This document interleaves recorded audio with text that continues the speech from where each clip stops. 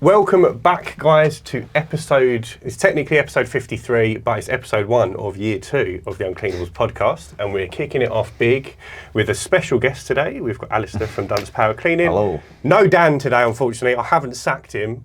He's just living it up in Greece at a wedding.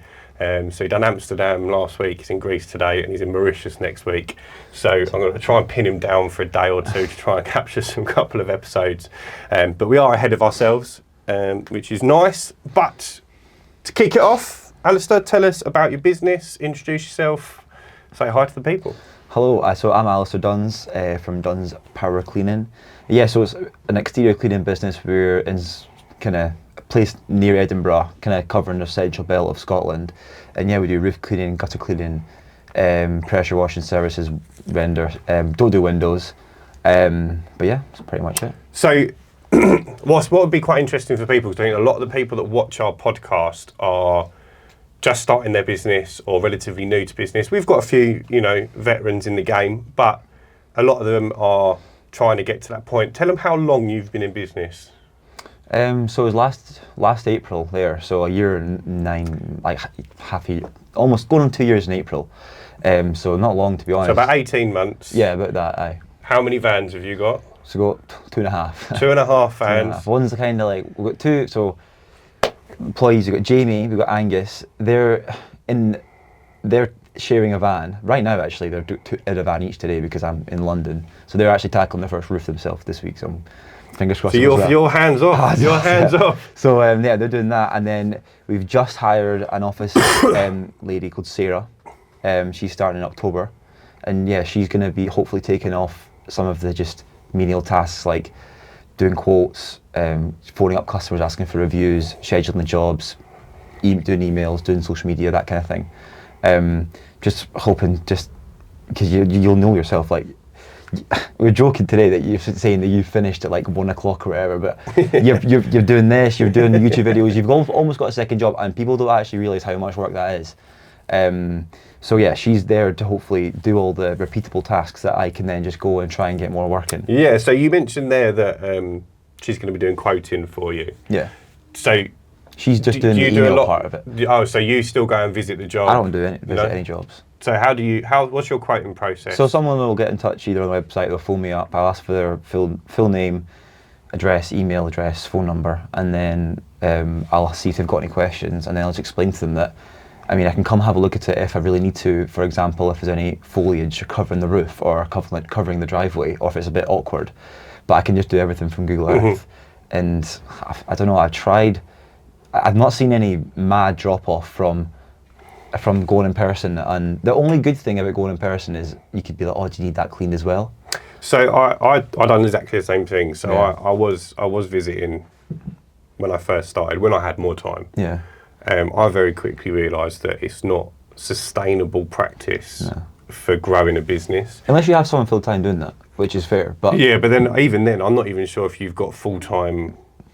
You probably could get to a point where you've got full-time capability to pay someone to visit jobs, but it'd be difficult to warrant the cost of someone, I think, just to send them round to look at jobs when, like you say, I didn't notice a huge drop-off when I started quoting remotely. If anything, I found a couple of people prefer it. And I think as well, people also appreciate fast. So if you're like on your way home from a job, fair enough, you can nip in and say hi and try to kind of get your personality across to win the job. But if it's Monday and you're like, well, I have to wait till Saturday to come around and have a look, which, to be honest, before you go, you know what you're going to price it up as. Yeah. And it's like, so they'd just rather get the price that day than the next day. What I find confusing is people who visit properties to quote for roof cleaning. Yeah. Because unless you're getting your ladders off your van and a tape measure, how are you measuring the roof anyway? Well, I spoke to a guy in like where I'm from, and he does, you know that thing that, what's it called? I don't know what it's called, but it's so expensive that you like... The Moshaw. Yeah, that. Yeah. And he just does each corner of the roof, and then, but I don't know, I spoke to him anyway. But then presumably that measurement is the same as Google Earth. Yeah. But it might be a little bit more accurate. But I think the main benefit of going there is either to be a bit pushy and kind of push them into the sale. Yeah, just put your eyes in front of the customer. Yeah, or trying to be like, get your personality across it, and then if you're nice or whatever, and if they're getting multiple quotes, they might pick the nice guy over like the person. Yeah. I don't know, but to be honest, I just prefer doing it that way. I find as well, and tell me if you're the same, so we're both VAT registered now. Yeah. Where you're adding VAT to jobs, you're going to be slightly higher than the people that aren't. Mm-hmm. And I don't like the idea of wasting my time going to a job just for them to be like, well, you're 20% higher than the other 3 quotes that we've had. I feel like that's just a huge waste of my time. I know, and especially sometimes like 45 minutes there, 45 minutes back, and then you don't get it. It's like you might as well have just quoted it online. So yeah, all the quotes are done online. So is that something you could potentially train her to do? I'm going to do that. Yeah. It's not hard. Like, and if you you know what Loom is? No. It's just essentially this thing you can video yourself and then video the screen. Right. And I've just done about 5 quotes for each thing. And just like as a training thing, yeah. just look at that. And if you have any questions, ask me. Because we've got an office in Livingston. It's not anything fancy. It's literally like a room. You pay for it's like an office block and you pay for a room. Yeah. Something like that. So we're just I'm hopefully going to be in there quite a lot and we can bounce ideas off each other. You do like a weekly meeting sort of thing with the gang. I mean, again, she's not actually started yet. This is all in theory. So, so I've got all like the kind of SOP things in place for everything online, like the invoicing, the everything, like all that is in a video of me doing it, 3 different variations of it. So it's like, I don't know, hopefully it's idiot proof, but you're covering all the bases as best you can. I think with any business, there's room for error. Mm-hmm. It doesn't matter how much you plan for it. So we've done a similar thing. I had a business a long time ago. Yeah, you've had a few businesses. I have, yeah. So my last business that was quite large. We used to do like £250,000 a year, and we had 30 staff members. So we would send. Are they all full time? No, they were all part time. Right. We had four full-time staff members, and then plus me and my business partner at our busiest point. But the majority of them were part-time because we used to do events, so weddings and corporate events. I was going to ask why you stopped that, and I can probably imagine send the staff. Well, we sold that just before COVID, actually. So is that for the similar amount you turned over? No, there was a few. We had quite a few debts. We got in trouble with the VAT man. So there was a lot that needed to be paid off. So we cut a deal with another company. They paid a lot of that, and then we walked away with a certain amount, but it wasn't anywhere close to what it should have been valued at.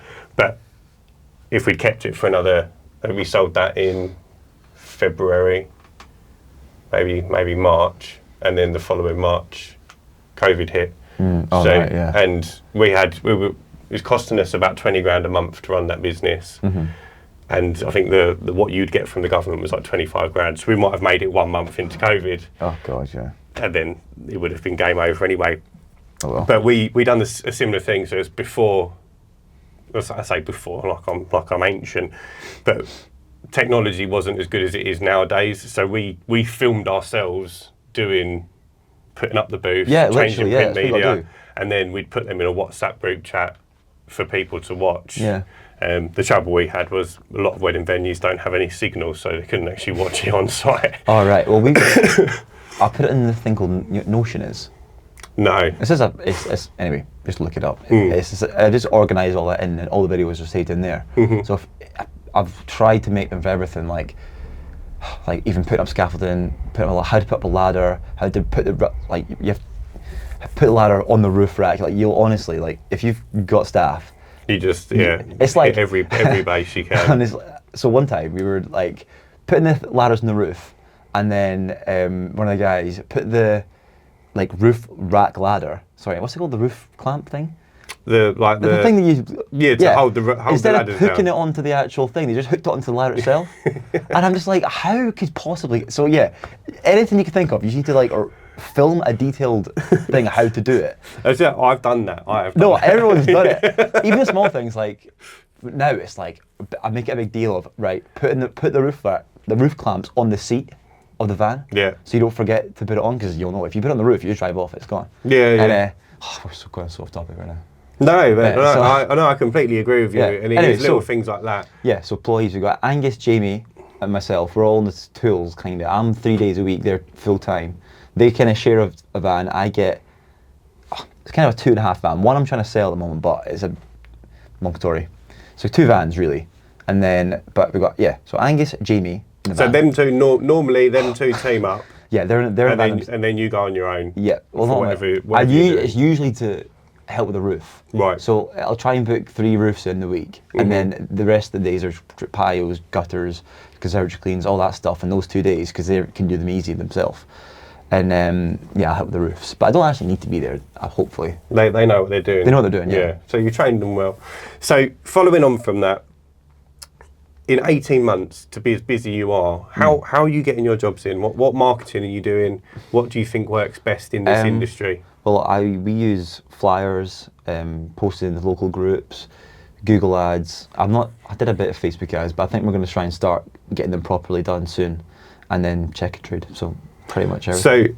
And I think this is an important thing to note, because I have this conversation with a lot of people. Yeah. Now I'm not by no means the busiest external cleaner. Here we go, talking of busy. Pick that up later. Yeah. I'm by no means the busiest external cleaner, but I do all the forms of marketing. And I think what you've just mentioned there is you've covered a lot of bases. Yeah, and everything. What people I think sometimes fail to realise is you've got to tick every box. Yeah, You don't have to spend £1,000 in every. Yeah, people think every it's this area. kind of like pride, like, oh, I've been in 2 years, I've not spent a penny in marketing. I'm like, well, I think that's stupid. Like, that's not. I don't think that's something you should kind of wear this kind of badge of honour, being like, oh, I've not spent anything on marketing. And I'm like, well, I think that's silly. Yeah, I completely agree with you, and I have this conversation with everyone that brings it up with me, and I say to them, unfortunately, if you don't know what you're doing, you might have to spend some money to learn. Yeah. Well, I think if anyone's starting out, the best thing you do is flyers. Yeah, flyers relatively cheap. Yeah. You can almost guarantee. If you put out sort of 1% 20,000 return. flyers, you'll get one job. Well, what do they say? It's like 10% inquiry and then 1% conversion. Yeah. So if you put out 20,000 inquiries, you can almost expect around 200 inquiries and at least 20 jobs, right? We are 0.27%. There you go. 0.27%. But that might be the design in your leaflet.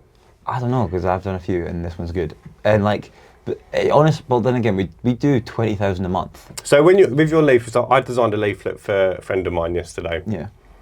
And he was like, right, put this, and I said, no. What do you have in your leaflet?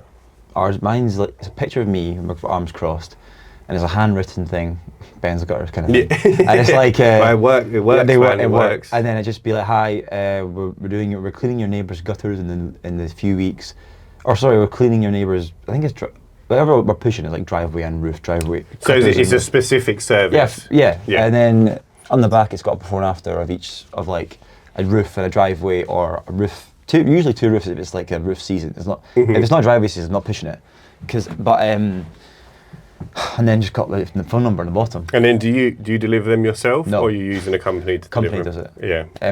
You can do it cheap as well. I mean, if you're starting out, I did it myself. I did it once to time how long it would take, and then I just asked my friends to like do it for me. I'd pay them like 50 quid for like, I think it was a 500, which is actually quite expensive. Now I do like, it's like £60 for 1,000.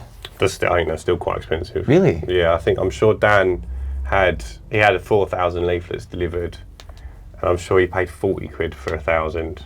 Is that? Well, I quite like this guy because if you know they're being delivered, I think it's worth it. Because every time you get a thing, he'll send you a screenshot of like the person on Strava. Yeah. So like you can literally zoom in and see they went to every single door, unless they've faked it, which I don't think they have, because it's a lot of effort to fake it. You're there. You might as well pop it through the door. Yeah, and we're getting like it's been tracked, so it's like right, you confidently know, right, if we put 20,000 out, 0.27% of them are going to get And what's that? That's like 50. 50 jobs. Yeah. I think that's good. And half of them will always like. And what's 20,000 leaflets costing you? Well, it costs about 250 quid to get them printed. It's about 7p a leaflet. I worked out. So yeah, about 250 quid to be printed, about 1,200 quid to be delivered. Is that right? Yeah. So for 1,400 quid, you're looking at 50 jobs. Yeah. Incredible return on investment. And then if you work out your average order value, which, also, so you mentioned before about how I've managed to get from where I was 2 years ago. Like, I have to take it back, right? So basically, I was in university doing accounting, and then I was just like, right, I'll get some money. I studied accounting. Yeah, well, anyway. I just thought, right, I'll get some beer money or whatever. So then I just bought a pressure washer on Amazon, and then started going around asking people if they want the driveway cleaned. Put it in the back of my dad's car. From there, I got a really rubbish van for £1,000. It couldn't start properly. I was the only person that could start it. And then just built it up. Bought my a family member's van off them, which I still have now, but was a drama in itself. And then just keep adding vans. But the whole way through, the best thing that I did to make sure that you're busy is to track literally every single thing. Yeah. So it's called a scorecard. You track the ad spend, the number of leads, and then your conversion. So and then your cost per lead, because that just gives you the confidence of, if you want to then I've hit the capacity I want to add another van. You can, if you're spending £1,000 on X and it's getting Y, you can confidently believe that if you spend double, you're going to get double. But if you're just throwing it in the air, you don't know what you're getting back. No, absolutely. So it's for the fly, that's how I know it's 0.27% on the flyers, because you tracked it all. And if you get your average order value and your conversion rate, so I've worked out, to fill our week of jobs, we need to get 18 leads. Because if you get 18 leads, 0.45% of them are going to say yeah. And then the average order value is £540 or whatever. That's going to. I think this is where people fall short, though, is they don't realise what you've got to do, and that's a general percentage. That's across the board. Yeah. That's not specific to external cleaning. And I always thought it was roughly 10% lead on. So say you deliver 20,000 leaflets, 10% lead, 1% conversion. Oh, what do you mean lead? So 200 of them might inquire. Right, okay. And then 1% of them, so 20 jobs, would convert, which isn't a hell of a lot far off from your actual numbers. Look, it's quite a lot. What, 50 jobs? I'm saying 20. It's not. All right. At least 10% of 20,000. No, sorry, 1%. Yeah, 1% is more like it. Yeah, 10%. My numbers are too many numbers. Yeah. Yeah, 1% and then 1% of that convert. Right. That's always what I've been told, what I've known to be true. Yeah. And that's, it's not a hell of a lot far off from the figures that you've tracked. But people don't realise that they think they can put 100 quid on Facebook ads and it's going to get them 4 or 5 jobs, which, right time of day, right ad, right area, right time of year, you might get that conversion. Literally. But it's going to be like a unicorn. It's not going to be something that happens every time you spend that money. Well, I was quite lucky. So flyers, I maybe because my idea was to be to ask my wee sister if she can go walk around the street and to do it for me. So I was like, right, I'll take 100 out and then see how long it takes me, and then I'll see how much I'll be able to pay her, kind of thing. And I got 5 jobs from those 100 flyers, and I was like, I'm a genius. Yeah. So why isn't everyone doing this? So 5 inquiries, not 5 jobs, and I was like, right, well, and so I would. But anyway, the more you do, it goes down a bit. Yeah. But then that's the thing. You might do one road and get 5 jobs, and then you might do 100 more roads and get no jobs. Yeah. And that's just how it goes. And it's a numbers. It's a statistic game, numbers game. Yeah. And I know at least 4 people personally who would never spend 1,400 or 1,500 quid a month on leaflets up front. Yeah. No, to be fair, it's quite good. You pay well, I've got quite a good relationship with them now, so I can maybe say, right, I'll pay in 4s. Yeah, so but I'm presuming if you didn't have that relationship, you want some money up front. Yeah. It's half up front. So, half up front, 750 quid. Yeah, because you've got to pay for the print as well. They're not going to do you a deal. Yeah, just on something that they've not tried and tested. Yeah, but you can test it with any number though. If you test it with 1,000. Yeah, you might get 2. You might get a 0. Yeah, exactly. Yeah. So I don't know. You can deliver 10,000 flyers yourself. Oh yeah. Easily. Or 1 day a week if you book in 4 days jobs and your Fridays for delivering leaflets, you'll That's a good way to grow your business. Yeah. And you stay healthy as well. You're getting like 50,000 steps It's in a day. It's soul destroying. It's nice. Awful. It's not awful. Nice. I'm a great advocate in saying to people, if you want to build a business in this industry, go door knocking. Yeah. Because as long as you're polite and presentable, you don't want to turn up, with a fucking hood on and like looking like you don't want to be there. I've thought about hiring someone full time to go door knocking. It's not a bad shout. Because especially if you've done that street. So if you do like a roof at number 5 and you deliver like a neighbour's car, so we've got them as well. So you like, you'll be like, hi, we were at number, and you've got a square, you can just write it Sharpie, like 10, and you tick what you're doing. Deliver them to all the people around about you. I've done that in and the then, past. but if you make a habit of doing that every job, and then maybe like the week after, you get someone to go around and chat those doors. Like I went around and chat those doors, and you get a few jobs from that. Yeah, because they can see the finished product. Yeah, and it's a lot easier to make a conversation with someone at the door, being like, "Oh, hi, we were just cleaning Mrs. Smith at number 10. Mm-hmm. You know, the one with the with the beautiful looking driveway." Yeah, exactly. and it's just like, oh god, it's good. That's why I think you should do that as well. I think people don't realise it's like, and I had this conversation with Dan last week, and he was saying like being self-employed is easy.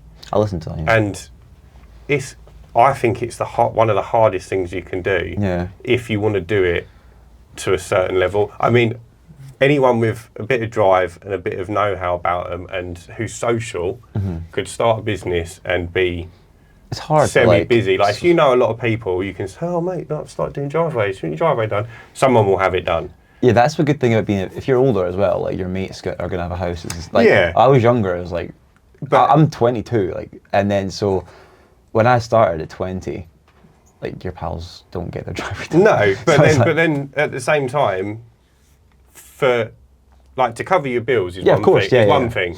To build a business where you've got 2 vans, 3 staff members that are relying on your money at the end of the month, that takes a lot of hard work. And like, when people say like you've got to take risks as a business, it's not buying a pressure washer with your savings. That's not a risk. That's you've just bought something. Yeah. Like if it goes wrong, you can sell it. Yeah. Or it sits in the garage. That's not the end of the world. The risk is spending 1,500 quid a month on leaflets. Oh, but it's not a risk though. But for the people that don't do it, right? Yeah. They're looking at that. They can't fathom. No. Spending 1,500 quid that's and on, not that's on knowing just what on they're going to leaflets get. As well. So we spend 1,500 quid. What's your total marketing spend a month? Do you reckon? It's about £2.5 grand a month. You heard it here. So, but that's with. So check a trade, everyone should get on that. Mine's like 80 quid a month. Yeah. And it's like £22 a week, it's nothing. I get the same 80 quid package for £30. Oh really? How? I threatened to leave. Oh right, yeah. So that's a bit tight though. They were sending me, I got like 9 domestic cleaning inquiries, and I don't have domestic cleaning turned on. So I called them up and I was like, what on earth's going on? Well, the good thing about Check Trade as well is they give you all the information of the person. So if you have their number, if you got their name, number, and their email address. So if they get in touch with you about gutters, just take their email. Yeah. And then you can keep that on a big list, and then have that on MailChimp, whatever. Then it comes to October time, say, just lie, say, "Oh, we cleaned your gutters last year. Do you want it done again?" And God, you inquired with us. People get a bit too worried about GDPR. If someone's inquired with you, they've agreed for you to have their contact details, because you can't reply to them if you haven't got their contact details. If they then say to you, "Well, I don't want to be part of your mailing list," that's fine. Take them off. Yeah. No one's going to sue you for sending an email. No. So just send it. The worst that's going to happen is they're going to have a go at you. And but even that, they'll not even have a go at you. Like they'll just not reply. No, that's it. Like no. When have you went on email and I'm replying? I've been had a go at, not from this business. Oh from right, previous really? Business, yeah. All right, well, people will do it. But like they call you up and they're like, "Where have you got my details from?" And I was like, "Well, you made an inquiry with us." They go, "No, I didn't." And I'm like, "Well, yeah, you did. I've got it here. Yeah. Like it was this date. You said you're looking for this." Yeah, exactly. So we were just seeing if you're still interested. Or, that was a year ago. It would have been like, "Oh, it's his 50th birthday. You having a 51st birthday party? Yeah. Do you want a photo booth?" No, I don't need it. All right, no worries, we'll take you off the list. So was that what you did then? Just hiring out? We were mainly photo booths, yeah. But then we had 12 photo booths at one point. Is that just a camera with like a fancy? Yeah, it's sort of, like passport booth. All right, okay. Same thing, but party version. All right. So it had like green screen background. You could change the backgrounds, and we supplied the props, and you'd put on hats and feather boas and big glasses. Yeah. It's all very comical. And then we branched out. We done like the big light up letters, dance floors, DJs. Sounds good. So yeah, by the end of it, we used to do some cool events. I'd done all of the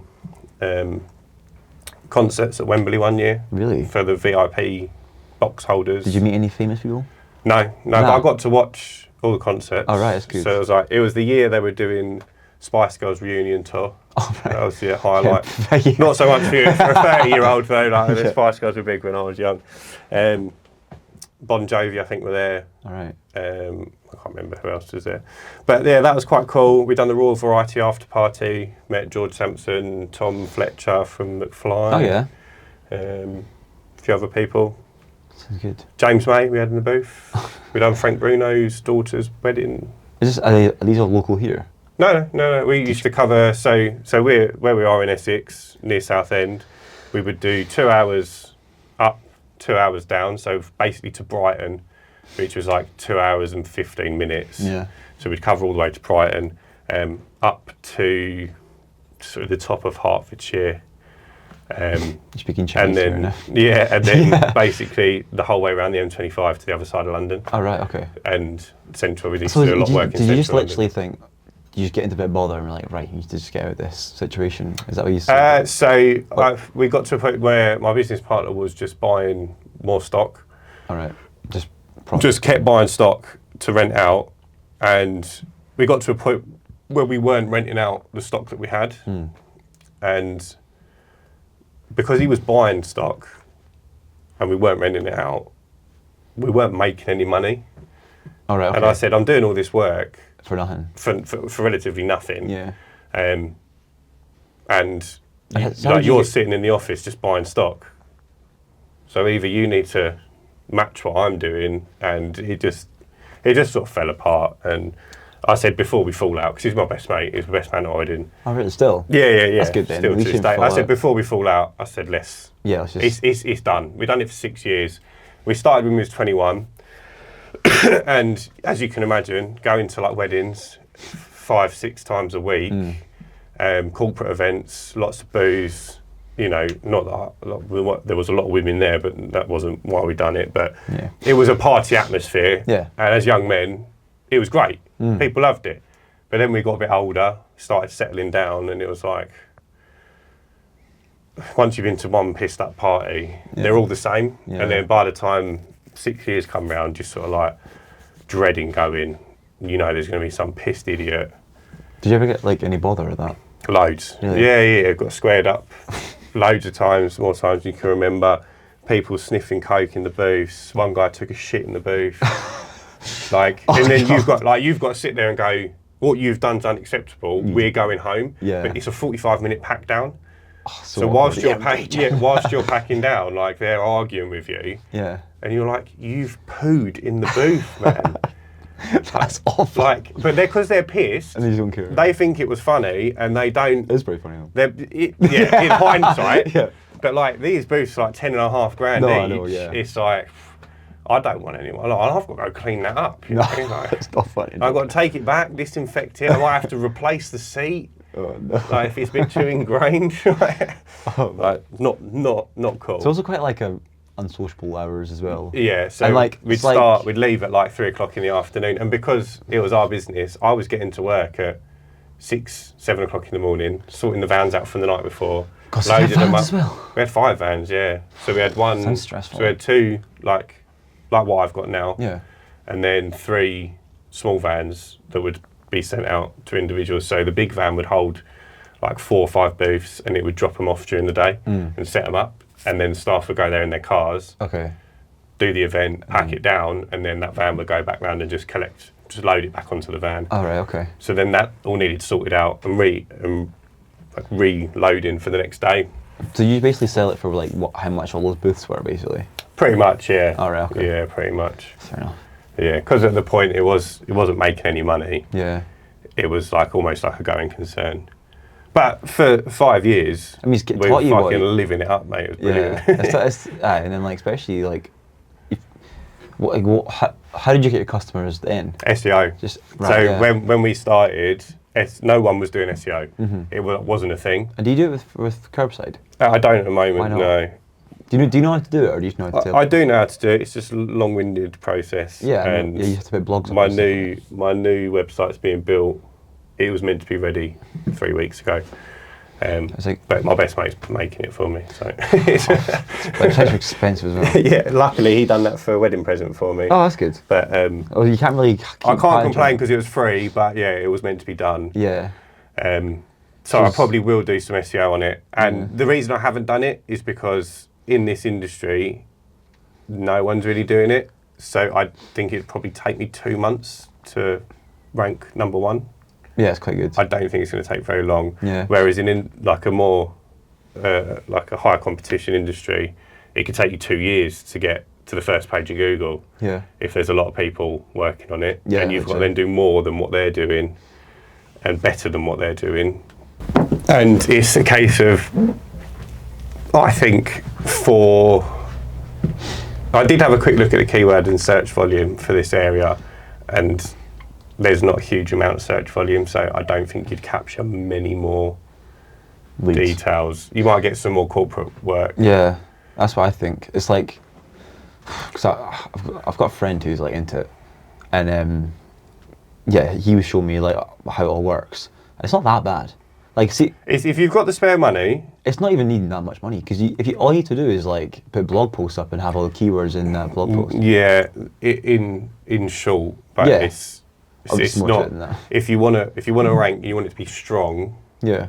You need to be building like high domain authority backlinks. Yeah, backlinks. Yeah, push into you, which they cost money. Yeah. So if you like put me in your website after this, Alistair is on this. Yeah. That'll be a backlink on that. It would. Because I'm on at the same time, so Google's very, very clever. Yeah. So without trying to explain it, because it's not as straightforward as this. I backlink to you, James Sinclair backlinks to you. Yeah, so I'm on his They're completely unrelated to your industry. Oh, right, I suppose. I'm in Essex, and I'm also an external cleaner, and I'm saying you're a good external cleaner, but I hold no weight in Scotland to tell you you're a good external cleaner. Okay, what you need is like a Scottish wedding venue saying that we get our windows cleaned by, well, we had our roof cleaned, and then that's going to hold much more weight than, and James Sinclair's like, not related to the industry at all, and he's not a customer yet. Yeah. So although it's good, it's not bad, but there is a lot better ways to do it. I do kind of. I'm not as good as you, but I have a kind of general consensus about it. But I feel like that's all you need to know, because like, I think SEO is definitely something you should do. It's a money pit. You have to keep up with it once you've started doing it. Right. So once you've got, like, if you're building your business and you want to take on more vans and take on more staff, just carry on doing the ads, because it's instant return on your money. When you get to a point where you're like, right, I'm happy with the size of the business, that's when I'd maybe take some of that money and put it towards SEO to solidify your position, and then you could potentially pull back on maybe Facebook marketing, because you'd get more leads. Or do you do much Facebook marketing? A little bit. I've got a plan to implement some more over the next couple of weeks. Yeah. I had a little play around with it, and I was running an ad for gutters, which didn't perform very well, so I just turned it off. But you can add a form on there, so I think I'm going to use it for window cleaning inquiries, but not for anything else. Especially windows. Like, what's like an average order value for that? Like 30, 50, 20? Now that I'm VAT registered, average would probably be like 25, 26. Yeah, so 25 a month for the whole year. It's worth it, isn't it? For if you're getting like £20 a lead. Yeah, and that could be a lifetime customer as well. Yeah, so it's worth it for that sense. But for the gutters, like, we stop doing it, and I'm hoping I do some of it because I hope they will come back next year, because you got the email address and stuff like that. I think the trouble with Facebook marketing, which is where if you was to ask me to choose one, it'd always be Google. Yeah.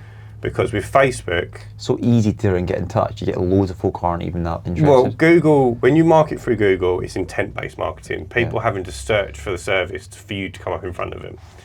When you're on Facebook marketing, you're putting your ad in front of people whilst they're watching cat videos. Yeah. Or whilst they're checking in what Auntie Mary's doing. Yeah. Like, they're not necessarily wanting gutter clearing or window cleaner. Yeah. You're putting that in front of them when they're not looking for it. So your conversions will be much, much lower because there's no intent to buy. Mm-hmm.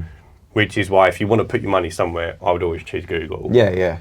But at the same time, I I think think you need to cover all your bases, and there should be a budget for Facebook marketing because there is a place for it. And I think it goes back to like the marketing rule where someone's got to see your business X amount of times before they buy from you. Some people do, not everyone. But if they find you on Google and they go on your website, and this is where remarketing comes in very well as well, which is super cheap. They go onto your website, then they see you on Facebook or YouTube or wherever it might be, and they go, oh, this guy's, he's about. Yeah. And then that's when they go, well, yeah, I'm happy to spend some money with you. It's particularly, and this is, so I'm going on a bit of a rant here, but this is where content marketing comes in as well. Yeah, it's good. It's almost, it's like, just kind of like, because with content, if I go on your page, it's like, you can see who's going to clean your gutters or your roof or whatever like that. But I do a wee bit, but like, if someone's going to not get any videos or pictures of themselves or anything, they're going to pick you over the person who hasn't done it. Well, also, if they feel like, so if they went down my Instagram, for example, where there's just loads of short videos and lots of photos, but loads of short videos, they're going to see clips of me cleaning stuff. They might spend 20 minutes watching that, but they've consumed 20 minutes of me cleaning something. Well, then they're going to go, this guy knows how to clean. I've just watched him clean for 20 minutes. Yeah. I've got no question in the back of my mind that he doesn't know what he's doing. Yeah. So, although that content took me some time to put together, that might win me a customer. And you will never know. You might never know that customer's gone with you. Sometimes, because a lot of the time, because to track the leads you get through, you need to kind of ask them. Because if it comes through on Google, so it might not be that from Google. No. It might be from they looked at your flyer, looked at the website in the back of it, then went on Google, then clicked on the ad. So even if Google told you they've clicked on the ad, it'll be from a flyer sometimes. Yeah. But you kind of know if it's from your flyer because it'll be if you've done a drop in a certain area and that's where all leads come from. Like, well, it's because of the flyer. You phone them up, and you have to say where did you get. How did you find out about us? That's important if you're going to track stuff, because you could spend a load of money on flyers and Google ads, but then you're thinking the Google ads are performing really well, but really it's your flyers that perform well. Yeah. And then you might stop doing flyers and thinking it's Google ads that are doing well, but really it's the flyers. That's something that I struggle to keep up with. I don't ask where my leads come from. How do you track all your leads? I don't. So you need to do that. Yeah, I know. Have you got Pipedrive? No. You need to get it. So I have like a handwritten sales funnel thing, but I don't get a hell of a lot of inquiries at the moment, so that's easy enough for me to track. It's really cheap though. It's like 50 quid a month, and the great thing about Pipedrive is it tells you every single thing about it. I've used it in the past. Have you used it? Yeah. It's really very good. Yeah. And it reminds you to follow up with people. Yeah, the follow up as well, because you can separate all the leads, and you'll know, right, I phone them again. Honestly, I phone people until they tell me to either no or stop phoning me. Yeah, fuck off. Yeah, literally. So like, people don't do that either. Like I will probably do something, whether it's Pipedrive or something similar, once I start. Like HubSpot or once I start marketing properly. But I'm waiting for my new website. I don't want to send people to the website at the moment. I haven't even got roof cleaning on my website. That's how old it is. Yeah, it's still. I looked at it. It's actually all right. I built it myself. Yeah, it's not a bad site, but it's just outdated. Yeah. There's no like contact. The new site is all video based. Yeah, it's good. So I've recorded a video explaining every single process for every single service, and it's all going to be very intertwined and beautiful looking. Yeah, that's the plan anyway. So once that's done, I'll still need to build a landing page to send people to. And you're just going to get your pal to do that for you? So no, he's just going to put together the site for me, and then I'll take over. Because I didn't realise how much I got into it until I actually sat down with the person who done mine. It's like the point of like where the button is to inquire, because I just thought, there's a lot of psychology behind it. Yeah, I just thought, if it looks nice, it's fine. But if you have a website, especially if you're starting out, because you can get them, if you don't have if the first thing they don't see is a get in touch form. But they above, so they call it just click above the up. fold, Yeah, didn't above- they? yeah. So when you load the site, anything above the bottom of the page, that's what they're going to see. Yeah. That you want a contact form there. Yeah. Or a contact button or something. Yeah, A call to action. you don't want. No one cares about how good these before and afters are. No. If they can't get in touch, they're gonna click off. Yeah, I think most people will probably assume if you're business marketing, you probably know how to clean something. Yeah. That I would be surprised. I would be interested to know how many customers actually look at before and afters before they make a decision on who to go with. So I read this book called like They Ask You Answer, and about this guy it's about SEO, this book, and he says he's basically tracked everyone on the website, and he says people on average look at about, I think it's like 10 or 20 pages before inquiring or asking. So you think it's sometimes, it usually is just like going on and going off, but they might inquire and then look through your website. Yeah. Like, you can track that. Yeah. You can get a tracking picture. So, but yeah, I agree. Like, I don't know. Really slows down your website though. Does it? Yeah. Having loads of pages? No, so basically we done it. It was like a plugin or something that done the tracking pixel. Because it tracks, so every time someone visits, and it works fine if there's one person on your site. But if there's like 10 people on the site and it's trying to track 10 people's movements, it really slows down the loading of the page, which again is bad for SEO. But it's good to know the journey, customer journey is something that people don't think about as well. Yeah. And this is a tough subject because you could argue that this industry just doesn't lend itself to such in-depth marketing. But then I'd be surprised. I think every business lends itself, and this is the difference between having a job and having a business. Yeah. Yeah, if you want a job, you don't need to worry about customer journey and SEO and above the fold call to actions. You don't need to worry about that. That's Go what I knock find some funny. doors, build your round, get your money. Literally. Pay your mortgage at the end of the month, go on holiday twice a year, and enjoy your life. Yeah, you'll go on these Facebook groups and like live streams and like you watch all these stuff, and they're going on, they're talking about like what turbo nozzle do you use? Is it a 0.75 or a 0.6? I'm like, you're asking the wrong things. Yeah. Like, you're talking about the wrong things. Yeah. Like, it doesn't matter how well your turbo nozzle performs.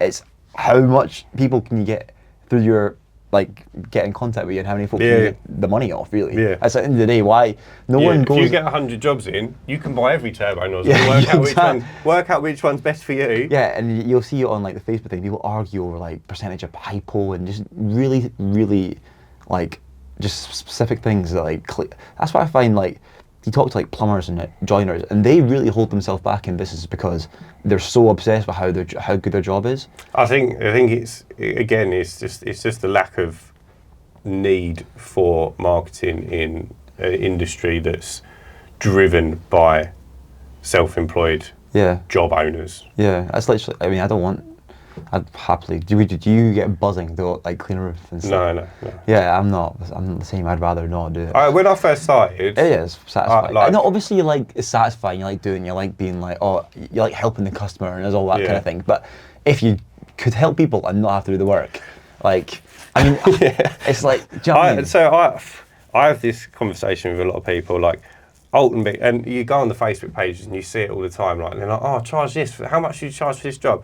And everyone's like, you're a fucking charlatan. You all robbed that customer. And I'm like, mate, we're all trying to earn money. Like, if he can get $250 for a window clean, fucking crack on, son. Well done. Is it that much money though? Because especially if you've got staff, if you honestly break it, if you make 100 grand, you're gonna, if you're lucky, make about 40 at the end of everything.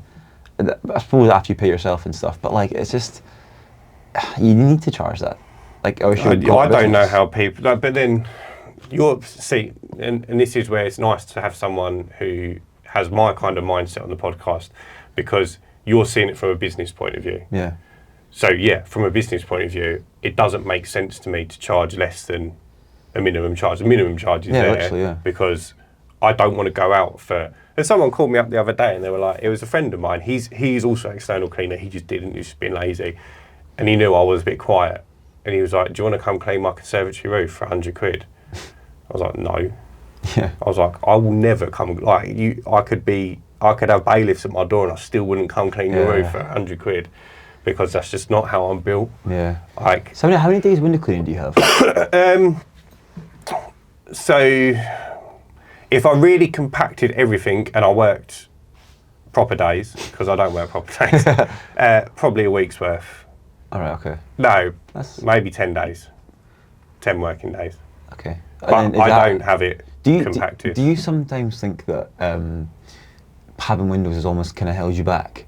No, I think it's allowed me to grow. Oh, really? Yeah, so... Do you not think it's like, oh, I don't need to try and get more jobs because I know I've got the window cleaning round to kind of like not help me, but like support the business? 'Cause that's what I think sometimes people like are just comfortable. So I'm a great advocate for being thrown in at the deep end. I think it makes you work harder, and that mindset I do agree with. Yeah. But for me, the window cleaning, I built the window cleaning round up to a point where it covered my bills, and I forgot about it. All right. Yeah. So if I don't bring work in, I don't make money. The window cleaning just covers the bills. Okay. That's fine then. And then the way that I've sort of built it up is... Do you buy around? No, never bought around. Started day one with one customer, then got the woman opposite that job, Yeah. and then fortunately had a couple more calls from people that... So my father-in-law's window cleaner, he died 4 years before I started, but we still had the occasional customer call the house phone and say, Do you want? yeah, like, So is anyone window cleaning in the family? Yeah. Like we haven't had a window cleaner. So I picked up like another 2 jobs that way. And then those 2 jobs were like, oh yeah, you know, Marion down the road, she used to have Joe as well as my father-in-law Joe. Mm-hmm. So then I picked up maybe a couple more like that. And then I went door knocking, and I had some leaflets and delivered some leaflets. Facebook, friends and family, some of them took me on. And how long did it take you to build up to the 10 days? So I don't know how, that's a difficult question. So day one, I had 1 customer, no one else. Just cannot. Right? Okay. At the end of the first month, I had 600 quid a month's worth of window cleaning. And it's all right. That's good. By the end of month 2, I doubled that to Yeah. 1,200. So at the moment, I sit around 5 grand a month, between 4 and 5 grand, because I have some customers that are like 8 weekly and 12 weekly, Yeah. so it fluctuates. It's good. So between 4 and 5 grand a month in window cleaning. I've always really no, I don't know. I don't know why I've not done it. I'm just so scared of having like a scattered round. Because you start up and you get like one there, and it's like. So when even now, mine is a little bit scattered. I've got 2 days where it's super compact, and I do about 600 quid each day on those 2 rounds. And you just absolutely hammer flyers around the area. So I don't do nearly as much as I should. Yeah. But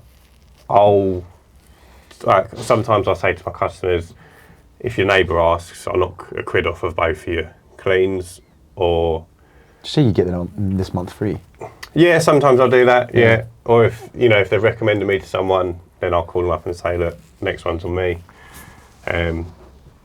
But like window cleaning is a bit weird one. It sort of grows naturally. And then every time I get a gutter job, I'll say to them, have you got window cleaner? So I've never been worried about how dotted around they are, because once I finally hit the window cleaning marketing, what I'm going to do is I'm going to have real niche ads. So I'm going to like niche down to like 30 to 40-year-olds in one town. But why 30, 40-year-olds? Because I feel like anyone under 30 is less likely to be spending money on stuff that they don't think is important. Yeah.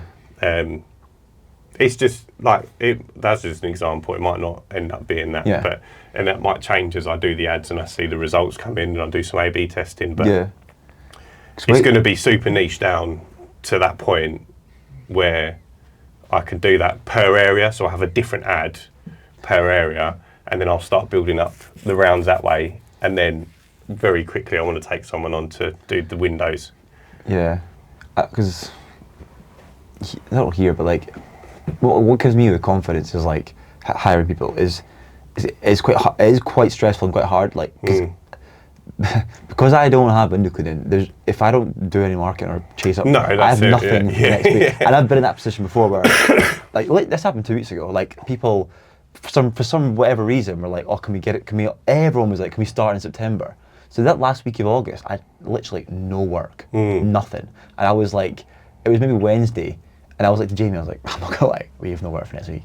So, so I managed to get it filled, but like, I was like, I think they can see. And what did you do to fill that? That post I sent. Do you remember that post I sent you? Oh yeah, it was literally me. Yeah. Like, if you honestly, this worked. I mean, so if you're ever quiet, just get a picture of you next to your van like this, like looking like a humble man, just saying, and just be like, hi. As some of you know, I have an exterior cleaning business doing da da da da. A big job has been pushed back and we're quiet for the next 2 weeks. If anyone's got any small jobs needing done, just PM, like give me a message on Facebook. Yeah, it was very clever. And then literally like everyone were like thinking, oh, is this too small, this job? I'm like, no. Honestly, someone was like, this is too small, this job, and they wanted their gutters done, their paths done, their like fascias cleaned. And like, oh, is this too small? I'm like, it's a massive job. It's a whole day's work. I'm like, that's not a small job. But honestly, I wish I could do that every week. But you can't. But like, everyone will clock on. Yeah, but I would. But you can't because everyone would be like, yeah, it's fine. But no, that was. I don't know. Get me a water. But like, yeah, now it's fine. But that was before because, so in March, I was doing. It was one van, so it was me and Jamie. So both of us in that van, and then we got the two. So with Jamie in the van himself, and then me, and then we got Angus. And then, so we had flyers and Google ads running the same time that time of year at March. It was a busy time. So I was booked up 6 or 8 weeks in advance. I was like, right, we'll stop the flyers because you're paying for the management fee for the Google ads. So you can't really be like, stop that. And they're quite hard to get back up again. Yeah. With the flyers, you can just go for it and come back out. So we stopped doing that and then only started doing flyers again like 2 months ago. So it took a while to kind of pick back up again. So we're fine now with the 2 vans getting busy. But so how did you find Jamie? Was he a friend of yours, or have you? No, so Jamie, yeah, kind of. He's my brother's friend. So what happened at first was, I would just get all my friends to come and be like, if I could do it the day myself, I would. But if I had a roof, you need someone to help. Yeah, I do. Yeah. So you just be like, because all my friends were young, they're in university, so they've got days off, and if you work in a shop you're getting shit hours plus, so 100 quid for the days for someone. Yeah, it's good money. So they're like, and it's like quite a lot because you're your pal. So I just used to get, and it got to the point where I was getting like 4 days in the week, and it was stressful because folk were like, oh no, I can't do that day. So I asked my brother, any of your pals? It was the night before, I had no one, and I was like, does any of your pals like, can you help me tomorrow? Jamie just came on, and he just done a few things for me. He was good, and then I was just like, do you want to come all the time? He never had a job, thankfully. And then, he just like power full time, just basically holding the broom, basically. Yeah. And then I just kind of gave him more and more like responsibilities and watching him do it. And then then it got to the point where I was like, right, we've got the new van, I wanted to get like a van mounted system as well because I didn't like how we had to keep taking it in and out and stuff. Awkward, isn't it? So I was like, right, we'll get that. Once that's in, that's your van, you're going now. So he had that van himself, and I was like, right, now we're going to get someone else to help. So got Angus, and then I just went straight away, like, on you go with Jamie, and it's been amazing. Like, as well, what I found, if anyone's at the point where you're thinking about hiring someone or you've got someone to help you, the best thing ever was hiring a second person, because it was me and Jamie. I would do Van's jobs myself, Jamie would do jobs himself. And you know yourself, like, you still haven't got any of your time back. Not even that. So there would be times a day where you think you could easily do it, and I didn't have time for that job, and you'll know yourself, like, it is a bit shit. Like, it's raining outside, you're tired, you sit in the van for 10 minutes, then you'll go out. But as soon as that second person happened, like, just rattling through jobs, and because you had that second person to kind of jump off of, and they get on. Thankfully, they get on really well. And it's been the best thing ever. But don't be scared of hiring that second person, because it genuinely makes the world of difference, because they work so much more efficient, and it's like just. So when you had just Jamie and you were either together or you were both doing jobs, where did you find the time to do all of your admin, replying to inquiries? So I would like wake up. So I'm quite into the gym and running. So I'd wake up at to go to the gym at 6, 6 till 7. That's that hour. I'll do a bit of admin before going to work and just sit in a cafe in Valentine's with like a coffee. And then when I came home, I tried to get home for 4, and then I'd work till 6, and then just eat like mornings and evenings, morning and evenings. But I mean, it's not that much admin to do. Like, what's hard is relying on your willpower. Because if a couple of days, if you don't do it for a couple of days, and you've got all this work to do, it's horrible, and it's so overwhelming. So it's like, if you have the discipline to keep on top of it. Do you ever find? So I go. You have way more admin than me, because obviously you got to like edit videos and stuff. So I've had this a few times where I've had so many inquiries that I haven't given them the right amount of effort. Do you ever get like that? Well, where you just sort of like, you instead of like asking the right questions, you'll just be like, can you send me a picture of your house? Or like you just give them like some fluff to not get so through much. it. Sometimes what's really frustrating, well, tell a lie, all weekend you're doing admin. That's but to be honest, I only see it as work, because also my girlfriend's a teacher, so she would do loads of work as well. Yeah. So it wasn't actually that bad because we were both doing it. Yeah. But I can imagine some people are like, well, why are you sitting doing work on a Saturday? Yeah. It's a tough game. Yeah. It's a tough game. So I'll tell a lie, to be honest. When it was really busy, when it was just I was on all the time, it was genuinely till about 10 at night. And because Abby was doing work as well till 10 at night, because she's a teacher, it was fine. Yeah. But it's still it's draining. And as well, what I found, the number, because it's all well and good having, right, we've got 3 weeks, we earn an X per week. But if you don't track how much you've sold that week, you don't know how much is coming coming on. Yeah. So what's going on that week's almost relevant. You have to then pick, right, how much have I sold that week? And so I went to Ibiza, came back, and I sold about £300 that week. And I'm like, right, this has to stop. Like, I can't. So I've not drank for like 80 days or something, almost 90 days, for 3 months, and it's been the best thing ever. Just because you're never rough, so you can get on with things. And I've been teetotal for nearly 3 years. Yeah, and never felt better. Yeah, it's the bit. If you're honestly, because everyone I speak to who's got like £1 million+ business, they don't drink. They don't drink. No, they don't drink, and it's like, well, what are you gonna do? They know they've worked something out. Yeah, and it's not you're not the smart one. No. If everyone's doing the thing and they've got a bigger business. Yeah. So I've just noticed that number was going down. So side note, I had a day free because I was at university still. I had 1 day to go and do uni. Right. So I was Monday, Tuesday off, and then Wednesday, Thursday, Friday. So I had all that admin days then. Right. I didn't do much uni. So but it ended up being Did you finish uni or did you drop out? Third year, so anyway, another story there. But so I finished third year, got the normal degree, but I didn't get the honours. Because anyway, so I had that day free. So I could see it was like at March time, that sold week was like £5 grand, £6 grand, £5 grand. And then it coming in, because I was so far ahead, it wasn't too bad, but it was like £3 grand, £2 grand, £2.5 grand. Yeah, it drops off. And because I had that day missing, you could clearly see the decline. And because you're tracking everything, that's why I recommend everyone do it. I would never know. I would have never known it was bad, but because now you can see it and you're like, right, you can clearly see the decline in the sales for that week. So yeah, having that day back now and those 2 days back is back up again. And hopefully with Sarah doing just kind of the quotes and stuff like that, I can either try and get more work in other ways and she can do all the admin. Yeah. So do you focus, sorry if that's the wrong word, do you track all of your income and all that with a CRM, or do you do it? Well, I've got Xero, like an accounting software, and then I just have a spreadsheet. So with your work, you don't use like a Squeegee or a cleaner planner? No, well, Squeegee is more for like tracking you around, is it not?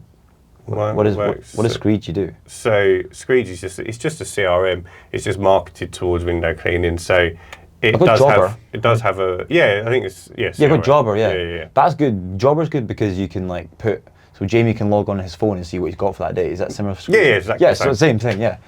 You'd be surprised how many of these softwares they're developed by one company. Yeah, and then you pay them to white lace. You'll pay them £1,500 a month to white label it.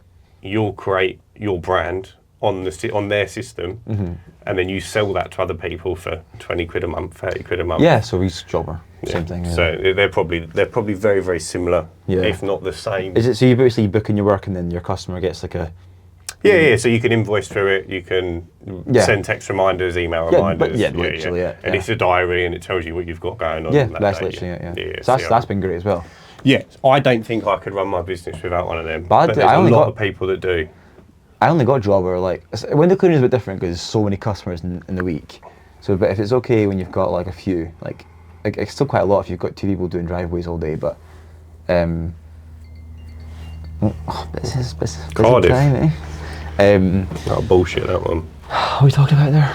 Squeegee. CRMs. Yeah, so, CRMs are good, yeah. I get what you're saying about there being a lot of customers, but the CRM, obviously you've got one, but for me, it's not about tracking the jobs. I could do that on a paper diary. For me, the value comes in being able to then market to all those customers. So obviously it has all of their... I'm terrible for taking email addresses. I don't take email addresses. I do text message marketing. So, but how do you send the quote over then? How did you send the quote over by text? Most of the time, And you just put, hi Dave, the price is X. Yeah. Do you not think it's better to like have... Yeah, absolutely. Yeah. It's better to do it. Because the way I do it, it's like a smart doc. Yeah. So it's got it's got loads of before and afters, a video, a big massive FAQ thing, and then it's got the quote there. What do you use to send that? It's through Pipedrive. Oh, okay. So you just go on it, you create your document template, you then copy that link and you email it over. Yeah, it would be a hell of a lot better And to do that. I just think if you've got someone who's got a really big detailed quote with FAQs, before and after pictures, videos, a massive like kind of thing, that benefits and stuff like that, that person's going to win over someone who goes, oh, it's 50 quid. 100%, yeah. So, but it's getting those, I don't know, that's just better, I think. But yeah, no, you are right. You are absolutely right. It is better to do that. The more you do, the more you're going to win 100% of the time. But like I was saying, where I find the value comes from is just I do a lot of text message marketing. So I send out a text message 4 or 5 times a year for different services. So I've just done a gutter one. I've had about £1,000 worth of work coming from that now. Oh, really? Which isn't huge, but that's a lot. That's good. For 40 quid's worth of text credits, you know, it's and I haven't left the house. Yeah. And but that, no, I get that. It's a good return on investment. And then as my customer list grows, that percentage will increase year on year. And I think it's a nice way to put your business name back in front of people. Yeah. So I get a lot of customers that, like, I'll speak to them when they book in, and when I'll go and do the job, and I'll say to them, they'll mention something like, how often do you think I should have it done? So I'll say, well, depending on what it is, it might be a driveway. I'll say, look, probably every 2 years, if you're not bothered about it. If you wanted to keep it looking nice, every year. And I say, okay, yeah, we'll get in touch. I said, well, what I can do for you is I can pop it in on a yearly. I'll contact you a year from now. Yeah. It's a no obligation. You can say, no, we don't want it done, but it just helps me remind you.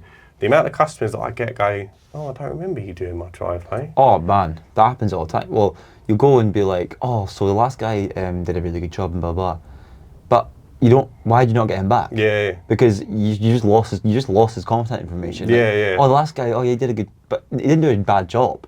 You just somehow... You just haven't remembered who it was. Yeah, that's people overlook having their information. Because once you've got like their email address or their phone number, it's so easy just to kind of text. There's so much money left on the table. I had this conversation, I don't know if you saw the Smout live stream that I was on. I actually did. I got a shout this time. Yeah, you did. Yeah. And I was talking to him about it, how much money he's left on the table. He actually called me this week and he said, I've seen the light, I'm taking your advice, and he's going to start tracking all his customers' details. I don't know why he's been able to... He must have had a lot of jobs from people who are happy to spend a lot of money with him. Yeah. And he does an incredible job. Yeah, he does a good job. And I think those people would be more than happy to spend another few £100 a year having gutters done, conservatory done, whatever else he hasn't done for him. Exactly. Just with a quick text message. Because I tried to do it I literally did it the other week, but I didn't do. I only recently started tracking all this stuff, but again, I've not had long. What, you've only been going 18 months. So yeah, anyway. I literally went in my paper diary and was like, right, that's their name.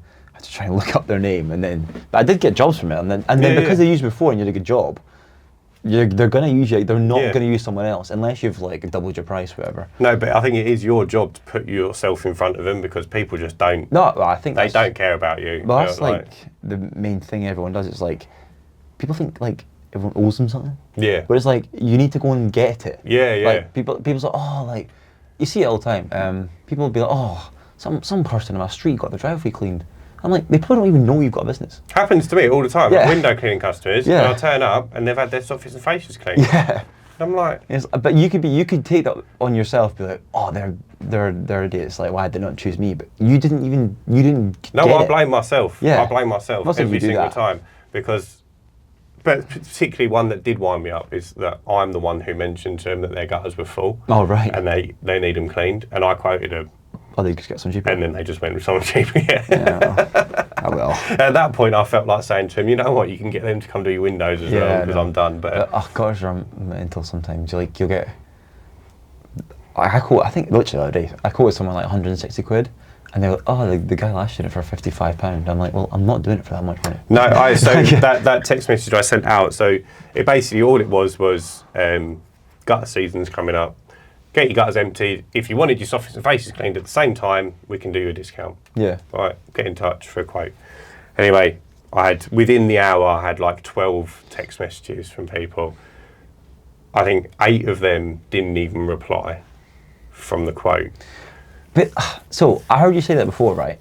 And the amount of times I send an email, and then, so I send an email, and if I get Tuesdays and Fridays free, try to take the free, and if the reason why I want to get Sarah in is so she can do the course, and I spend all my time chasing every single person, because the amount of time I'm like looking quiet for that week, like I said, if you don't know how much you've sold, you don't know how much you've done. Yeah. So you're looking low.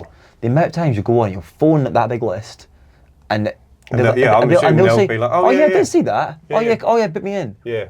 No, I know it works. And it's like, if you phone them, and they said, and you say, oh no, I did see that. I just put my phone down, and then, but you're like, oh, they didn't even reply to me. They might have said yeah in their head, and then not got it back. Would. If I called them, they probably would. Yeah. I'd probably get a couple more. But I haven't got the time.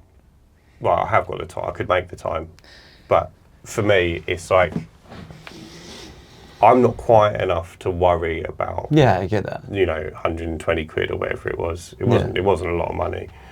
If it was a roof clean, I'd probably make more of an effort. Yeah. And I know I'm making excuses here, but I had 12 inquiries. I had 4 of them that I was dealing with to book in. Yeah. And as I said to you, my wife's due to give birth this week, so I haven't actually I don't want to book too much in. Yeah, not saying it's you. I'm just in general. No. It's like if you say, I can't believe they didn't reply to me, but like you don't know. You might not.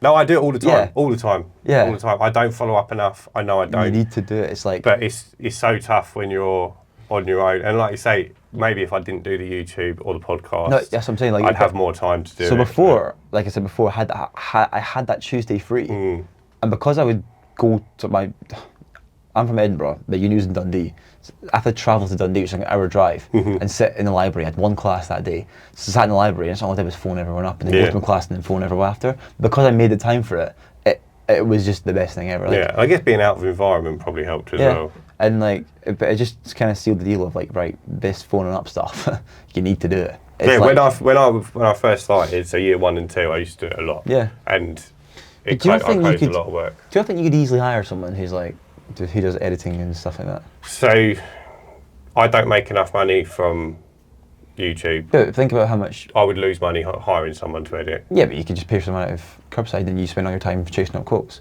Yeah. And you could do, because. I don't think I spend enough time. I don't think I spend as much time you think I do. Really? On it. See, I tried. Yeah. I've got like 4 YouTube videos out. I feel like if I had an editor, you could maybe get. I would spend more time. Yeah, I suppose. Because I would be like, right, let's do this. I'd probably get them filming as well, and then we'd get more content. That's more leads as well. I've had 1 job off YouTube in 3 years. Really? Yeah. Wow. Is that because, do you not think that... And that was only a couple of weeks ago I got that. Really? Yeah. I thought you took quite a lot. Because do you think Sid and that get loads of jobs from YouTube? I think Sid does. Yeah. But he does a much larger, covers a much larger area. With Jake Smout, do you think he gets a lot of work from YouTube? Probably not, because his content's more based towards cleaners. Yeah, I suppose. But do you what path are you going down? Are you going down for like the people who love satisfying clean? Yeah, I want like for me, YouTube's a second source of income. Yeah. I'm not interested in. Like, I've got the membership for external cleaners if they want advice. Well, look, they can this join. this is kind of like your audience for. Yeah. So this is for the cleaners. Anyone else who wants to watch it, but and I guess eventually we'll probably do some form of membership for the podcast. But it's difficult to say we're good at our jobs when we're just chatting. Like, whereas it's easier to say I'm good at my job when you've shown them the cleaning process. Yeah. So, but when I first started out, I used to do a lot of how-to videos, sort of evergreen content that You just tick over the way. they perform well. They don't perform badly, and they continue to get views. They still get views now. Yeah. And I still get comments from people like, "Oh, I'm going to do my grass. Like, have you got advice?" And I get calls. I've done a video how to clean artificial grass. I get calls from all across the country for that. So tell a lie, I do get inquiries from YouTube, but I've never had one close enough to go and do. They're all like, annoying. I had one from Scotland, like Birmingham, Midlands and whatnot. But I changed my my focus on YouTube at the start of this year, because I was putting out content and it was a mixture of satisfying cleans, and then I'd do like I done like one at how to forex your business. That's why I tuned in when you were like talking about business. Yeah. Because you're actually really honest about how much money you make, and people, I think it's really good. Yeah, so it's never bothered me. Like, I don't. Like, what are you going to do with that information? Like, you can either take it as, if you're not earning as much, and go, well, I'd like to earn that much. Like, what's he doing? Or if you're earning more than me, then it's not for you. Like, carry on doing what you're doing, bro. Yeah. You stay winning.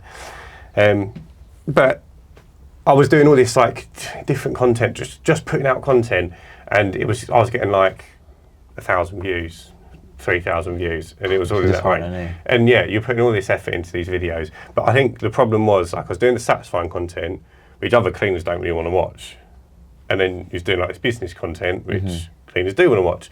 And YouTube wasn't sure where to put my videos. Yeah. So I stopped doing all of that and just focused on the satisfying stuff. And I think I've had like nearly 2 million views this year. That's class. Since January. Yeah. Do you make much money from YouTube? It's worth it. Oh really? Yeah. But it's not. So it fluctuates. So you see the playground video I done? So I released that playground video. That's now done like 370,000 views. What's your CRMs? It's like nearly £8 on that video. That's really? It's good. Yeah. Why is it so good at, like? I don't know why it's so good on that particular video. Yeah. I don't know. So Jake, my friend, Diamond Exterior Cleaning, so he's done nearly 3 million views this year. So he's really kicked off. And they're all 8? They're not. No, it fluctuates between sort of 4, sort of 3, like late 3s and 5, late 5s normally. All right. But this particular one is like 7. Maybe because like kids. But he had an ad put in by BetterHelp, the mental health people. I think Sid done one as well. The video he put that in has done nearly 400,000 views, just over 400,000 views. Just that is quite lucky, isn't it? CPM's like £2. Oh, so right. He's earned less money off of that video than he has one that's done like 40,000 views. Really? But it does come. I do hear it does come down as more views you get. So the average comes down because the more views you get, the more likely you are to have someone who doesn't watch the whole video. All right, yeah. So as an average, it comes down. Do you make any money from this? No, we have sponsors. Right, okay. Episodes, but like from views, no. It's from views and listens, so it's just from the sponsors. But we grossly lose a lot of money with this podcast. This podcast is not bleeding money. It is a hobby at the moment. Good, so but like, I know you listen to James Sinclair. 3 years it's going to take before we start seeing results on the podcast. I mean, to be honest though, like I only found out about James Sinclair when he got his James Burt on. Yeah. When he started actually pushing shorts, and do you do much of that? So the shorts. And stuff. We do. We put out a couple of shorts. So Dan makes the shorts. He only uses like an AI editor, so we don't put as much effort into that as we should. When we first started, I used to make the shorts, and I was doing like 12 shorts per episode. Yeah. But when we do an episode a week, I was finding it difficult to remember to upload 2 shorts a day. All right, yeah. And it was like uploading them on Instagram, then uploading them on TikTok, then adding them on Facebook, because you want to add them on Facebook separately because they perform better if you do it that way. And then uploading them to YouTube as well. So it's like going in 4 places twice a day. It was just too much. So I said, right, Dan, you're going to do that. But then he hasn't got the logins for the Instagram. So it was like, or the TikTok. So then it was like, I had to start doing them playing. So we do shorts, they do go up. Yeah, because like and James and Chris podcast, I think is so good. It's the fact he gets like normal people on. Yeah, and but he's done like nearly 500 episodes. Yeah, right? no, and I only found out about him like a few months ago, 5 months ago, when he was started doing videos and doing the they used to be clips. audio only. Yeah, and you just didn't hear about it. But like because you got so much stuff, like hopefully that happens to you, is that you've got all this good episodes. I think so. I mean, they talk about it a lot, didn't they? 100 episodes is when, like they say, do 100 episodes. If it's still not working, then maybe think about calling it a day. Yeah. We're 50. Well, this is our 53rd episode that we're recording now. Yeah. We're seeing an upward trend. So we were 4 months ago. It was like averaging 2,000 views across podcast and video, and I think now it's closer to 5,000 per month. Yeah, that's good. Yeah. So, and every video or every episode we release does a little bit better. Yeah. So like now we're looking at like 100 views within the first 24 hours on a video, whereas like when we first started, I don't even know if it got 100 views. Right? Yeah. And that's, I think, you know. Do you listen to all podcasts? Yeah, that's pretty much all I do. Yeah, same. But the ones that I think do well are the ones that have like structure. I'm not saying you should. Yeah, no, that is something that I wanted to implement early on. Yeah. But the trouble, so although we haven't got like super structure, we do have general. We have general, like we talk about our weeks. I think that's good. I like doing that. That will lead on to a conversation. Then we'll try and circle back to something topic-wise.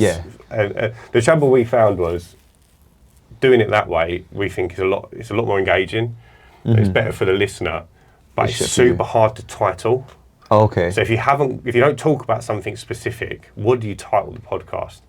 Yeah. And then like with the people that don't listen regularly, they click because the title is engaging. So it might be like I think we've done one that's done quite well, something to do with money. I can't remember what it was, but it was like something to do with money. And obviously people clicked on it because it's like...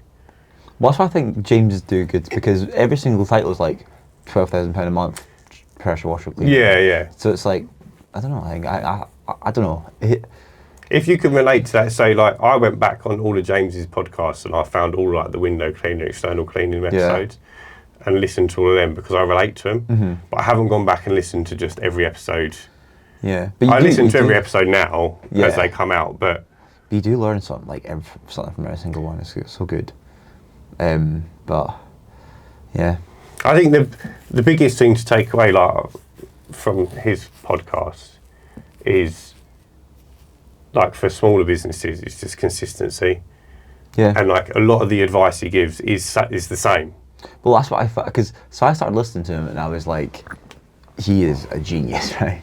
And then the more he tells you to read certain books, you read the books, he's just relaying all that stuff. Yeah, of course it is, yeah. That's all I do. Yeah, but it's like all the information he tells, like his videos and stuff, is just loads of quotes from just people. Yeah. And I'm just like, oh wow. But then I think with anyone successful, they've made time and effort to go and learn. Yeah, stuff. no one comes up with original ideas. Yeah, no one's invented a pressure washer. Yeah, there's no such thing as an original idea. Yeah, literally. Like you're only taking someone else's idea and either amending it slightly, or you try something like you might try something different on a Facebook ad that works. Yeah. You might be the first person to try it, but it's still a Facebook ad. Yeah. You know, you're still telling people to do a Facebook ad and do it this way, or do this marketing, but aim it this way. Yeah. Is he quite like famous around here? I wouldn't. He is. So he when he was a children's entertainer, my best mate, who was my business partner, his mum and dad owned a bouncy castle company. Oh, yeah. So, children's entertainment. They crossed paths quite a few times, so I've known of him from way back then. Yeah. So we met him a few times a long time ago. Yeah. And then I wouldn't say he's famous for his businesses so much, just but being a like public eye. he was a very famous children's entertainer in this area. Really? Like he'd done a lot of parties, Yeah. a lot. So like people would say, "Do you know Jimbo the Clown?" And people of a certain age would, like a lot of them would have been at a party that he was entertaining at. Right. Okay. But I wouldn't say people know Him from who he is now. I mean, I spend my weeks explaining who he is to people. Really? Yeah. Oh, man, I think it's mental. Yeah. We like going down to Rossi, getting an ice cream. Is it good? Yeah. I was going to go, but I didn't really say how big it is. I thought I just walked down from the train station. No, it'd be about 20-minute drive from here. Oh, drive. Yeah, right. yeah. Okay. Yeah. But, It'd be quicker if you went, like, if there was no traffic, but yeah, about 20 minutes to seafront. All right, yeah. But yeah. But, what are we talking about? I'll take you down there if you want. Yeah, fuck it. We'll go get ice cream. Yeah. What were we talking about anyway? Time, yeah, we've got time. So you asked me about... Right, so we've gone over how you started. Obviously, you're 18 months in. Yeah. What's your plans for the future? You're going to carry on growing at the rate you're growing? Yeah, I want to try and... Well, my main goal is just to be able to have enough vans, enough money coming in to then get a manager. Mm-hmm. So that I really want to what I want to do is just buy and sell businesses. Yeah. And in the same industry, or I don't know, like I really something about drainage really. I've got a customer who does drainage. He's like 20 vans. Yeah, it really really does. Well. It does interest me because like. Because have you tried to ever like doing blockings and stuff? Like no, I've got a really bad gag reflex. So right, yeah. It wouldn't work for me. But the money is in like the dig-ups. Yeah. So like if you go in, like you're about to drain, you got a crack in that thing. You dig all that up. Yeah. Some mental like. Oh, and also I think it'd be cool to have like loads of like. I can imagine insurance pays for it a lot of the time as well. Yeah, so exactly. So like people don't even care about the cost. Yeah, so just insurance pays for it. But it's like it's just cool to like diggers and like. Yeah, I know. Stuff like that. So I was talking. I can't remember if I was talking to my wife or I was talking to someone else. Might have been Jake. And I was like, he asked me the same question. Maybe write it down. And I was like, I don't care about how many staff, how many vans I've got. I just want to have a massive commercial unit with like an office and storage. And like that's what I dream. A toilet block. Yeah, Like that's what I dream of. Yeah, because the numbers don't bother me. No, I don't like, because I don't need a lot. Like I live up with my mum, charges me £300 a month for like digs. Happy days. Exactly. So it's like I don't need. I mean, obviously want to move out and stuff like that, but you're still really young though. Yeah, I can get away with it for a couple of years. Yeah. I do want to move out soon, but anyway. But yeah, I mean, with the prices in Scotland, you haven't got much of an excuse either. Yeah, exactly. But yeah, you could. I don't know. I just really like the idea of like having loads of businesses and like doing all the stuff, like having I don't know. Having like an ecosystem of businesses works, I think, really, really well. Yeah. If they're all within similar industries, so drainage, pest control. Yeah, would be like another tree good one. surgery. Yeah. Just having everything kind of folding in. Yeah, I think that would be good. But you do need to get to a certain point to either have it run, because I couldn't afford to have someone run it now. No, So you do need to have a certain amount of money to then. It's always dead money, in. isn't it, to have someone run your business, because it's unless they're not going to be bringing you in any money really. Yeah, as long as they're saving you time. But like, because if you break everything up, you've got like sales and marketing, operations, and admin. If you've got someone doing admin, you've got someone doing sales and marketing, and you've got the operations, you could technically just leave it. But I mean, you could probably get away with. Because I was reading this book called it's called Buy Back Your Time by Dan Martell. I've heard of it. It's so good. You should read it. And he explains you're only really four hires away of having like an autonomous business. Oh yeah. If you put it like that, it's not actually that bad. No. Like, because you want to get. That's why. Because I could get away with a few more years doing that than myself. But Sarah, she's part time. She's only like 20 hours a week. Would you still do the sales yourself? Yeah, I'll do this. Well, not sales. We'd be chasing up quotes. Not if it's like a higher ticket, and there is quite a lot of like, because my friend, he's a builder, and his sales, like if you hire in January, they might say yes in April. So there's a lot goes into it where sometimes half time you're like send an email over and they just reply saying, "Yep, put me in," or it's maybe a, "Hi, did you get our quote? Okay, let me speak to a husband," and you've then got like some convincing to do. Yeah. You know, you've got like oh, let me just check. Like the trick that I've learned is like, oh, should I just pencil in for Wednesday? And if your husband is like really against it, I'll take it out, no bother. And they'd just be like, okay, yeah, do that. And then you've got them then. Yeah. Or just other things like I quite enjoy that part of it. To try to convince someone like. So it's that sales 101, yeah. I mean, when I was your age, we was doing all this. Yeah. And we loved it. Yeah, it's every good. day on the phones, calling people up. Yeah. Did you get our quote? What can we do to close you in?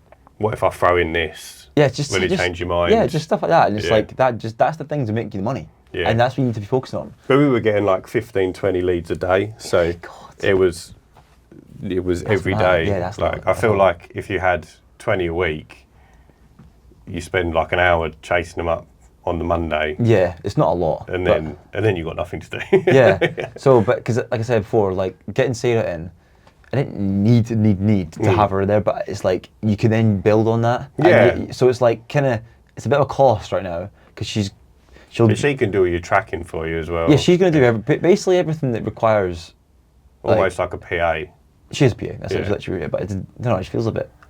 Like you're a bit. It just sounds a bit. Yeah, I know. PA. I've got my PA. It's like, oh god. But yeah, she's administrative. And how did you find her? Just put a Facebook post out and then just shared it and then put it in local groups. Has she got experience or? Yeah, she does. So she is an admin person for like the gym I go to. Oh, okay. So, but she's only part time there and part time with me. But this for the gym because gym's open like stupid times. She can just go in the morning. And I was like, right, preferably I'd like you in the office like in the middle of the day. And we can work it out as long as you get all the quotes done. What I want to do is the quotes. And that's really easy to do because you just have it on pipe drive and the thing. All you just do is go on, all the information's there, do the quote and send it off. And then phoning up everyone, just asking like, because that's another thing. If you're not on the job, you don't really know how it's gone. And a lot of the time, people like Jamie, they'll forget to clean a bin up, or they'll forget, but you wouldn't forget to do that. No. But because it's not their business, you need to be on top of those things. Yeah. But people are scared of saying like, oh, like I don't want that because I don't want that bother. But people are really understanding of. I get that they're just workers. They don't give a shit if my bin's dirty. No. But it's how you react to it. If you're like, oh, I'm really sorry, I'll send them back tomorrow and do it. They're happy with that. Yeah. But it's getting that, making that time to phone people every single day, being like, hi, how did you do the can you leave a review? So she's doing that, and she'll be doing the social media, like just before and afters and stuff. I think the review thing's awesome as well. Yeah. I've started doing that recently. How many Google reviews you got? So my Google My Business page disappeared. I don't know why. I had about 27. Yeah. So I only started that again like a month ago, but I've managed to get that up to 9. Yeah, that's good. But that's pretty good. I follow up with a text message with the link on, so they only have to click the link and it goes straight to the review bit. Yeah. I do that twice. If I haven't had a review, then I leave them alone. Yeah, I think it's not really something you chase up on. Yeah, I don't want to annoy them to the point where I'm like, well, they might actually give me a 4-star review because I've bugged them so much. Well, Jamie and Angus have like the kind of like, you know, thing you tap. Yeah. They've got that, and then I'll phone up and say, did you do a good job? Can you leave a route? And I'll text them the link. And if they don't leave one, then they're just not going to leave one. No, that's it. Some people just don't do it. Like, no, so I've just set it up on my squeegee. Yeah. So right. Okay. After the job, so the week after, I go back to the week before, and I don't do it to my window cleaning customers because I think it's like review. Like it'd be nice, but you could say though, like, because if you say to them, oh, like we're really quiet at the minute. Yeah, I'll probably review? bag them for like a time where I'm not getting a lot of like one-off jobs, but every one-off job. So whether it be carpet clean, gutter clear, roof, whatever, I'll send them the link to do the review. Yeah. And then like a few weeks later, I'll resend it if I haven't already had the review. Yeah. And then if I don't get anything, then we try and aim for one a week. Yeah. So it's not actually a lot, but if you keep on top of it, yeah, I've got a whiteboard in front of my computer and it just says review in the middle, so I don't forget. So it's so important. People forget, and it's that Google My Business is really a good for well, I think the map pack sort of is one of the ranking factors for the map pack is the amount of reviews you've got. Yeah. So it's good to get genuine reviews. It's really easy as well, especially if you're on the tools, because it's a bit harder that you're not there. Yeah. But if you're on the tools, it's really easy to get a review. If they're gonna do it, they're gonna do it. Like, yeah, that's it. And just say to them, like, oh, like, people don't really care. Like, they just think it's just a review. But if you say to them, oh, like right, really quiet right now, the reviews help us out so much, they're gonna want to help you out if you've done a good job. Yeah. So yeah, they're really important. Yes, actually, she's doing the reviews and that, and then their social media, and then invoicing. But I don't know. She seems quite. When I was speaking. Do you have a lot of outstanding debt? Oh yeah, we're holding like $5,000 right now. Really? Yeah.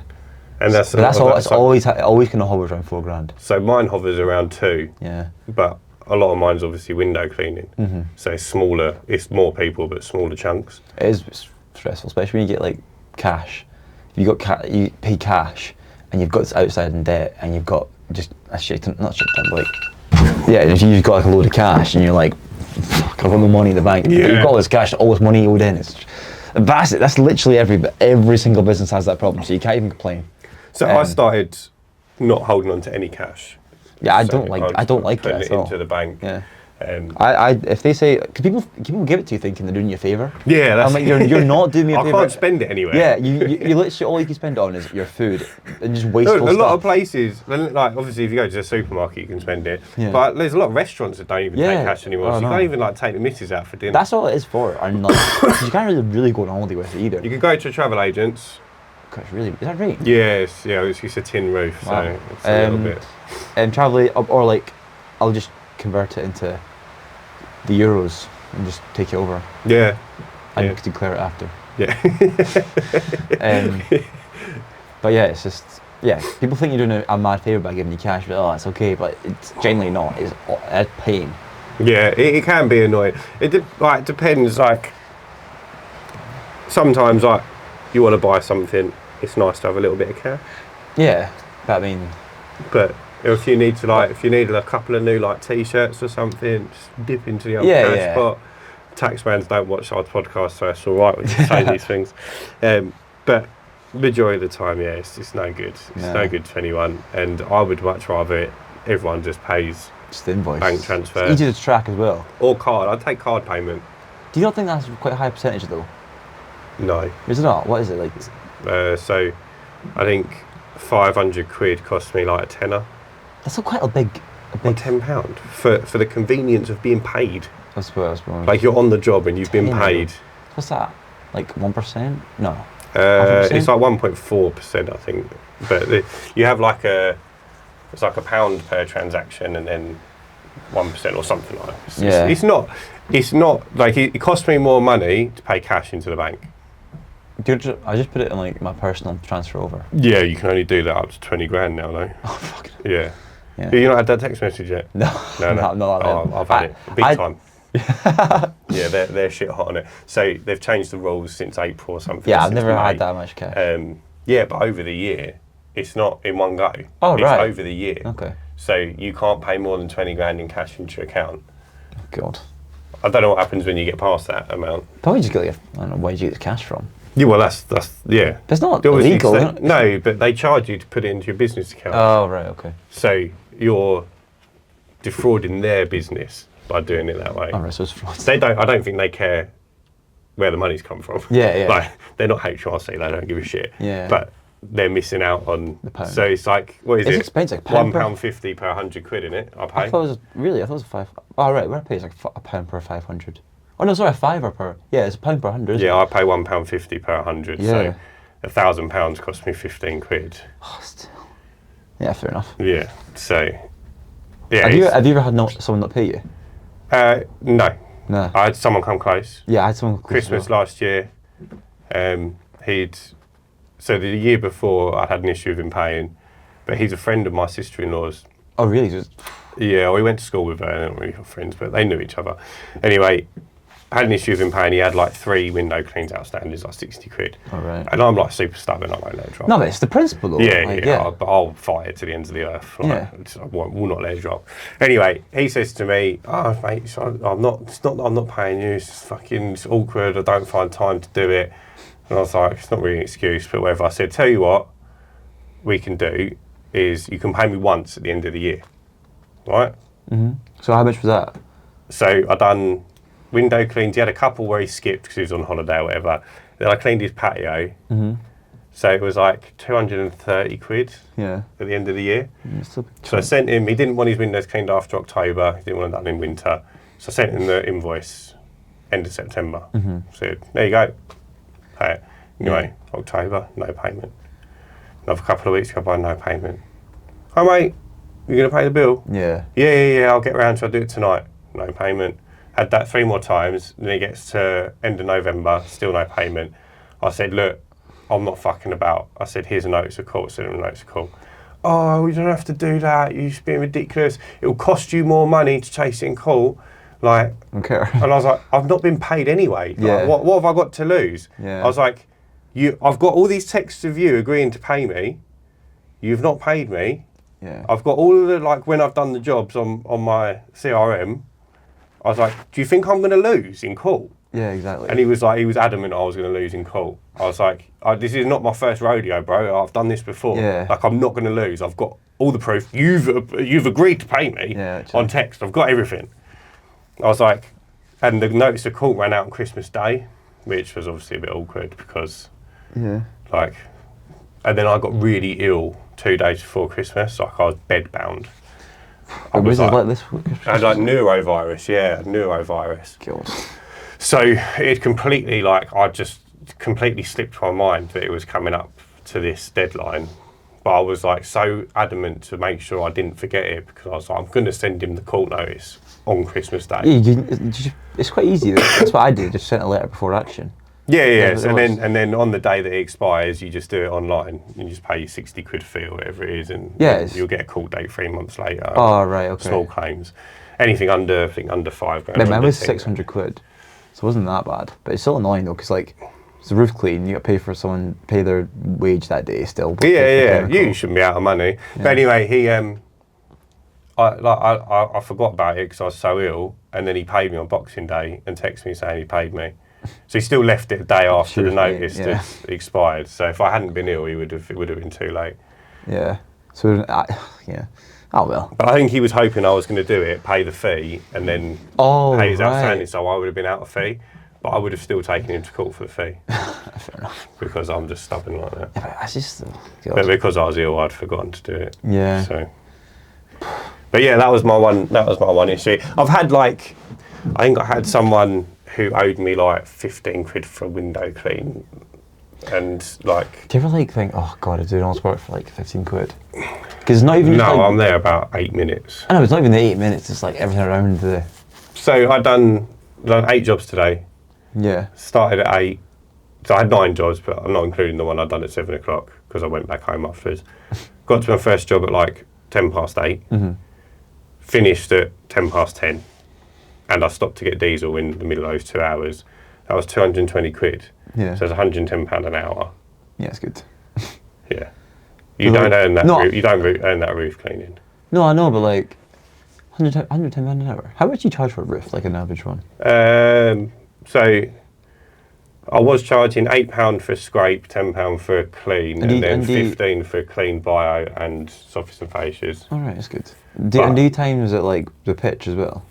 No, I just do corner to corner. Okay. Yeah, so we do it'll be corners times by 1.2 for the pitch. And then see, I think I've struggled to close on the money. Yeah, I'm £8 though. So £8. But is that for a low pressure? For steam. Steam and biocide. Yeah. Yeah, so that would be like 15 quid with me. Yeah, but it ends up being like £9.60 or something like that if you didn't times it by. Yeah. So basically £10 per meter. Is that plus VAT or including VAT? It's plus VAT. Yeah. So I don't even say it's included VAT because it's not your money almost. It's like if you yeah, I've been trying to work this out.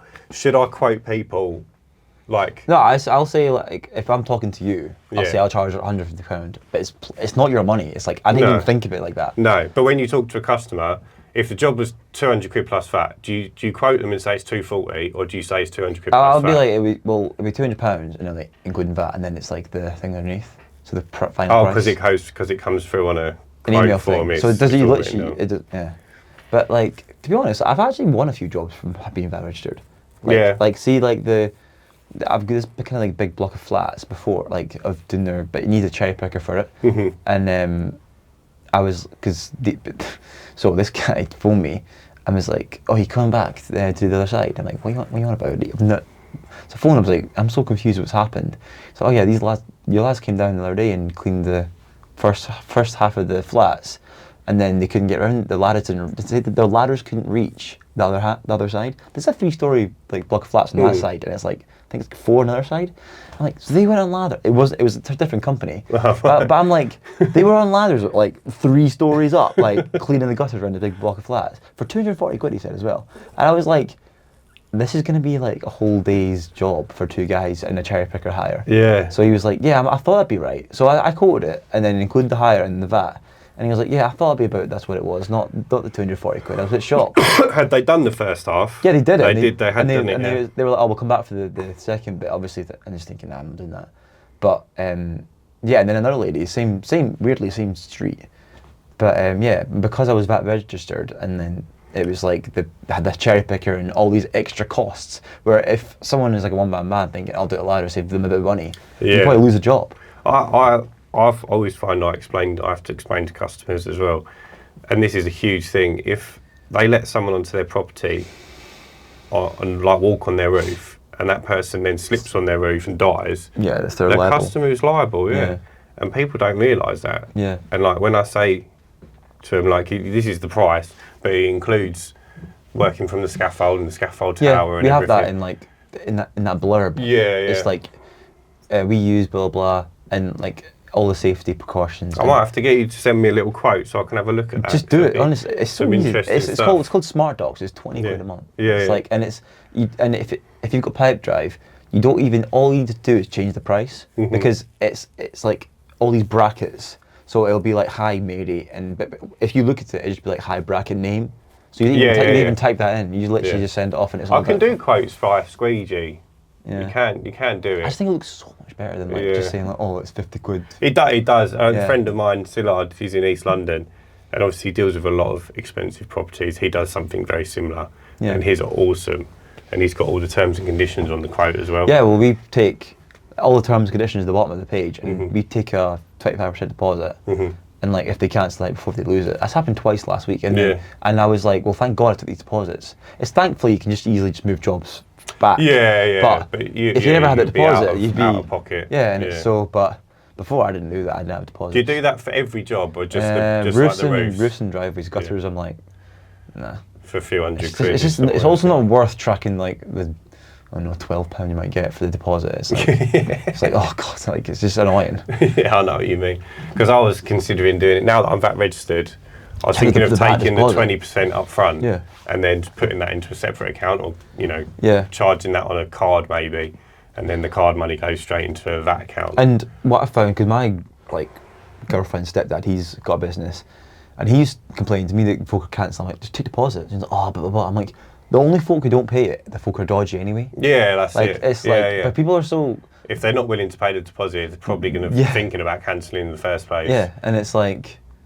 Yeah, just... Yeah, I've had a few people cancel on me last minute, and luckily for me, where I've been... So this is the first time I've been quiet in 2.5 years. Why is that though? I've just stopped marketing because of the baby. I wanted some time. Oh, right, yeah, I wanted to take 2 weeks off. Yeah. I can't afford to take 2 weeks off. Yeah. And funnily enough, I had 2 days off this week. So if the baby comes, obviously I can move work in the days that I'm off. I've got some flexibility. I've now filled those 2 days. Yeah, and then next week I've got the whole week off apart from Tuesday. So I've moved all the work that was booked in for that week onto the Tuesday. I've now booked the Monday as well. Oh, right. So I'm dicing with death a little bit. Yeah. But everyone will understand if your baby's coming. Sure. Well, yeah. So, but the thing for me was I don't want to put in 10 jobs in a day. Oh yeah. And then I've got to rearrange 10 jobs. Yeah. So I don't mind doing one job, because if Zoe goes into labour, I can run off before I get there, and I've only got to rearrange one job. Oh God, I can't even imagine that stress. that was the thought process anyway. But now I'm like, what do you think of taking somebody on? I would like to, but like I said to you, I'm trying to get a mortgage. So if I take someone on, Do you think almost make you more money though? Like it would do, but not in the time scale I want to buy the house. Okay, fair. So, it would do long term. Yeah, because the best thing that I just been on holiday. Like I don't really like going on holiday because when you come back it's just manic. But when you're rough usually after. Yeah. So you come back, but like it's just been so nice the fact that they have right now. Still earning. Like right now, I'm in London and there's still like the jobs are going on. Yeah. I was going to take someone at the end of last year, and then I turned enough money to, I think, get the mortgage in April next year. Okay, all right, it's not. So all being well, we'll get that. You almost want to take someone on before April though, because you want to get them like competent enough to then. Yeah, on one hand, yes, but on the other hand, it's going to take. Well, it's going to be at least 24 grand a year. Yeah, but no, but which is what I can use that to get the mortgage. But if I'm paying it to someone, I can't use it. No, but you don't have to pay that straight away. Like if you take them on, let's say middle of Feb. Yeah. You don't have to give them the van. You can just have them in the van, and they just like copy you. Yeah. I will do it. Yeah, because you want hit the ground running when it starts getting busy with two folk. It's because the last thing you want to do is have the teething of training that person when it's really busy time of year. Yeah, I don't think I'd have that problem. Yeah, fair enough. Like I feel like I've got enough experience with dealing with staff to not. I know what goes wrong. Yeah, I know. Yeah, I keep forget that you actually have had Yeah, that, so I'm not so worried about that. And I'm not someone who, like, I know a lot of people go, oh, I don't want to take staff. It don't bother me. Nah. Like, I'll just take someone on, and it might be a case like I take someone on part-time, or I take two people on part-time to split the risk. Yeah. Like, that's what I might do. I think you know almost, like, in the first, like, day if they're going to be... Like, I'd know before I took them on. Yeah, like it's all I about... don't look at CVs when I employ people. Oh, God. I'll do an interview, but I won't look at their CV. Yeah. It's all about attitude. You don't need smarts to clean a driveway. No, you don't. You just need to work hard. Or just even have like a positive attitude. Yeah. Just willingness to learn. But yeah, what I was thinking I might do is take two people on part-time. Yeah. So like 2.5 days a week, or 2 days a week, 2 days a week, and then a day on my own or something. And then hopefully both of them will want to go full-time after a few months. And then I can take them both on full-time and then straight away take a step back. Yeah, that'd be good. That's the thought process behind it. And it also, like, it mitigates my risk. If one of them's ill, the other one can maybe pick up an extra shift. Yeah, I know. I actually haven't had that problem. Jamie's called in sick like once. Yeah, but I think where you've got that friendship tie.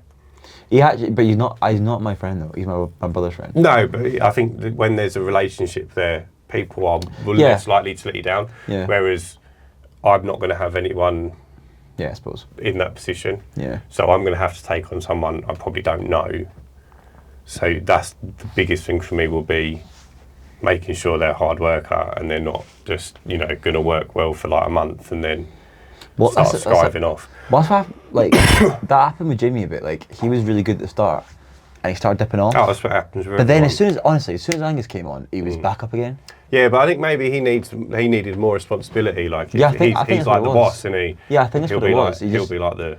Yeah, but it was just interesting. Like, but I'm actually kind of scared because ideally I'd have them in a van each and they'd be training somebody else up. But I'm like, they get on so well. It's like so like floating. They've got 3 seats in the van.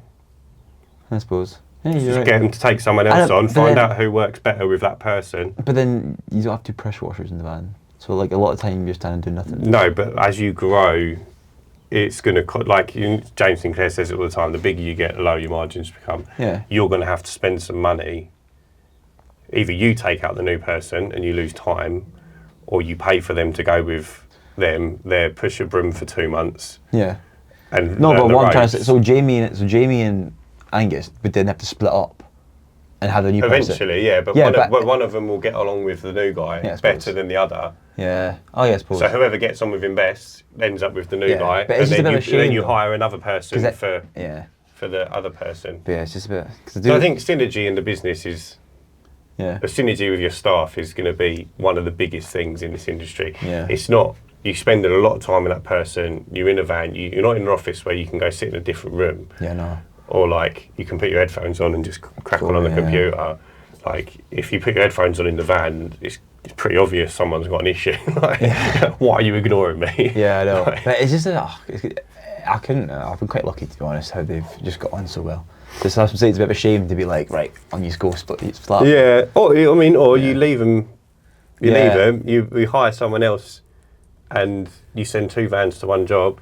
Yeah, that's a good. I know, but so that's another thing. Like, I want to try and the reason why I want to try and get more commercial stuff, just because when you're there, see, it seems like a big job, and it's like all 3 of us are there. It's so much easier to like, because I think all the time like, oh, I wish I had like a groundswork company.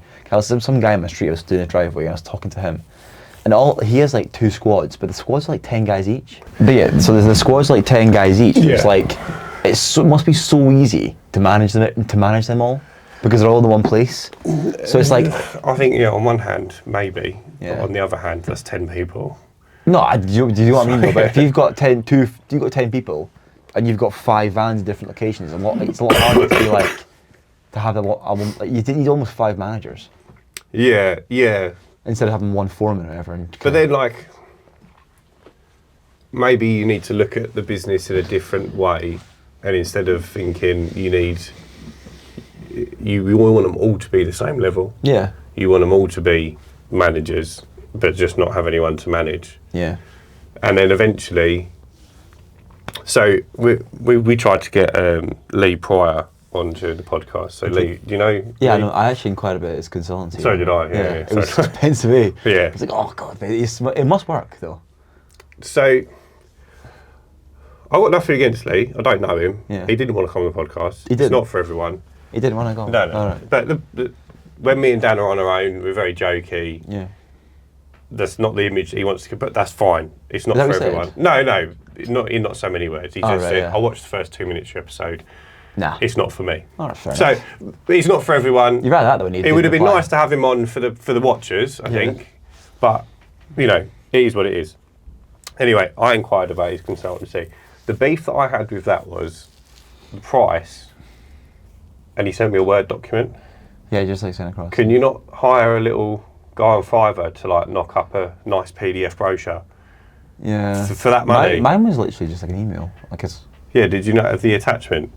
Did he not even do the attachment for you? Oh, he attached the Word document for me. Oh, nice. Yeah. But I thought, I don't know. I don't know. And then I thought, because there's a lot of money, but if you spread it over the year, it's like 100 quid a month. 100, no, maybe like 200 a month. It's still quite a lot of money, to be fair.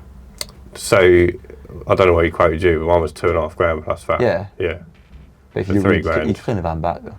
Yeah. But I thought it was a reasonable price. It's not an amount of money I'm willing to spend at the moment. I only had one real question for him. Because I'm like, what's he going to tell you though?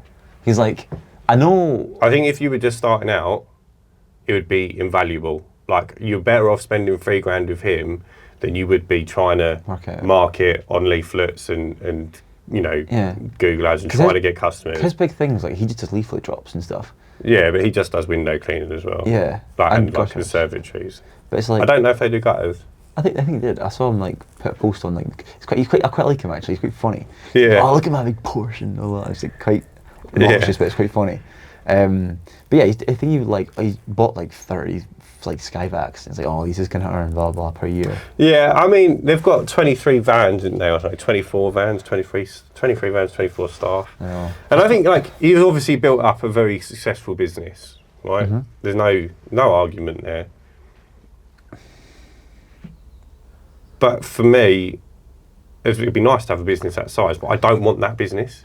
You don't want to have a window cleaning business? No, I want an external cleaning business where we do lots of commercial work, and there might be a domestic side to it, but I'm looking for more security. I don't want 10,000 window cleaning customers and 24 vans. Yeah, seems like that's mental. I think you could earn the same money with 10 vans. 10? Yeah, probably, yeah. But with half the amount of effort. No, well, how? Because I have like one kind of commercial client who gives us quite a lot of work, but I got them through like a friend of a friend. Mm-hmm. But I'm like, how do you get? A lot of the time it's that. because obviously like Jameson Clear does like the lumpy mail thing. SEO as well. I've started doing the lumpy mail. I've not got much back from it, but it's like SEO was for us with the last business was how we got all of our commercial work. Cause I'm just gonna ask the Google Ads man to do the commercial work, like the keywords for the commercial work, but I need to take the landing pages first for them. I'd do keyword research first. Yeah, he's done all that. Yeah. He's quite good, to be fair. I don't. What do did he it. come back with commercial? What do you mean? Because I don't think like people who own like warehouses are searching for commercial gutter clearance.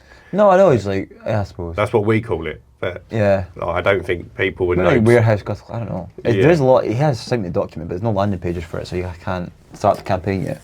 Yeah, your landing page would just be commercial. Yeah. Gutter clearing, and then you would just mark it for keywords rather than. Yeah. Like, but I reckon as well, keyword phrases are better for commercial work. What do you mean, like the whole word? So like a full phrase would be like, company that can clean gutters on warehouses. Oh, okay. Like someone might be searching that, but like if 5 people search that a month. Do you put any tenders out? Like, do you go on like the public? I every now and then I check the tender list. Yeah. But there's never anything like specific enough. There was one. Like gutter clearance or something. No, there was one. There was one that came up for like cleaning toilets. That's that not was really, the only one that was cleaning. There was a gutter clearance one, like we're in Scotland. I looked at it and I was like kind of pricing up, and I was like, because you can ask how much they think it's going to be. Yeah, so I know. I priced it being like 240 grand or something. Government tenders, anything over 20 grand has to be tendered. I'm sure it's 20 grand. Yeah. They'll correct me in the comments. I'm pretty sure I said think this it is before 20. and I got corrected by someone. It might have been a spout string. Anything over 10 or anything over 20 has to be tendered for from the government. But it's all the same companies that seem to get all the work as well. It's weird. Yeah, it's pockets Yeah. payments, isn't it? Oh god. But yeah, so I priced it up like just for a laugh, like, cause I couldn't even do it. Like they wanted all these gutters done in like a month, and I couldn't. You need like 5 vans. It's never going to be like they're always going to want more than they want to pay for. Yeah, but so I priced 240k, and if it was something you wanted, like, I think it was 2 things, 14 and 16, so 30. I'm like, who's actually affording to do that? Like, I can't. If you've already got the logistics in place, though, if you've got 5 vans and but like if you own all the way I kind of priced it up would be like, well, that's 1 day's work for 1 person, 1 van. That's like X. Yeah, but you look at it that way because you don't know any different. But someone who's done that job in the past might go, actually, you only need this, this, and this. Yeah. Yeah, it's a 30k job. Or they'll go, well, we've got 5 cherry pickers, we've got 5 staff. Yeah. Do you think buying a cherry picker? I would like one day. I think it'd be handy to have. I would probably buy a scissor lift though. Really? But do you think like on unstable ground is not ideal? No, I think they've got self-leveling capabilities. Yeah. That'd be cool. Like we tracked ones. I go straight. Yeah. So I'll just say, Sillard, my friend, he's used both recently. I think he's just done his iPath, which is the cherry picker one, and he prefers the scissor lift. Really? Yeah. I've never used one. Just like a platform, isn't it? Just Yeah, I've used cherry picker. Not been up one, but I've played around with it. Yeah, a friend of mine who owned one, we done a job together. He done the front, I done the back. And funny enough, I'd finished the back quick, and then he finished the front with the cherry picker. Oh, really? And I had the scaffold tower, yeah. So I know. I don't know. It might just be like a confidence thing, but it wasn't a hell of a lot quicker. I don't think it's just safer and looks more professional. But then if you've got like render cleans and stuff, it's good for that. They're good as well for 3rd stories. Yeah. If obviously like tower, you're not going to get a 3-story tower. It's a bit mental, isn't it? Yeah. But yeah, I would like one day, but I don't know if it's almost like a member of staff though. It's more than a member of staff. Some of them they're like 40 grand. No, like in terms of like productivity. Yeah, you could argue. But then, like, really, you've got to put all your staff through iPath training. You need like 1 person to do it. Like, because you could have. Yeah, but what if like 1 person's ill on the day you need to use it? Yeah, I suppose. You need to put them. It's not expensive, but it's like 200 quid. Yeah. But like, say you've got 4 staff, that's 800 quid. So you've got to lump out, plus the cost of the cherry picker on finance or whatever. It'd be worth having one. I think if you if you've done as many roofs as you, Yeah. but then like, how often do you do a roof and you have an issue with your tower not being able to read somewhere? Really, but I think it'd just be cool to just like go in, whoop, get back down. Yeah, but I don't think it's much quicker. Is it not? No, because you've got to have the space to set it up as well. So the one I used was the small one. It's only like a 2-story one. Yeah. So it didn't go over the top of the house. It went up, it went up pretty I think high. as well, like, even if you go over the top of the house, it's like it's hard to clean like the lip of the. Yeah, tower. I think they're all going to have their own problems, isn't they? But this one, you had to like extend the legs out, and then you had to like reel them down, and then you had to like level it out. So they had little spirit levels built into the frame, and you had to like turn each wheel until they were level. So before you'd even started, you spent 20 minutes, which was the same as setting up the tower. Yeah. Like But you also, is that like first time using it though? So if you but I don't think it'd be any quicker. Like all you're doing is like extending the legs out and then turning the wheel. Oh right, okay. Yeah. And like getting it, because you have to do like both wheels at the same time to like lift the whole thing, like to get it level. Yeah, sounds like a faff. But it's one of those things. It'd be handy to have. Yeah. And if you're at a point where, you've got the money in the bank, or you need one, it'd be worth investing in one. Yeah. So what are your plans, goals? So, ideally, I want to get this mortgage, then take someone on. So my ideal goal would be, I would like £1 million a year business, 100 grand a month. Yeah.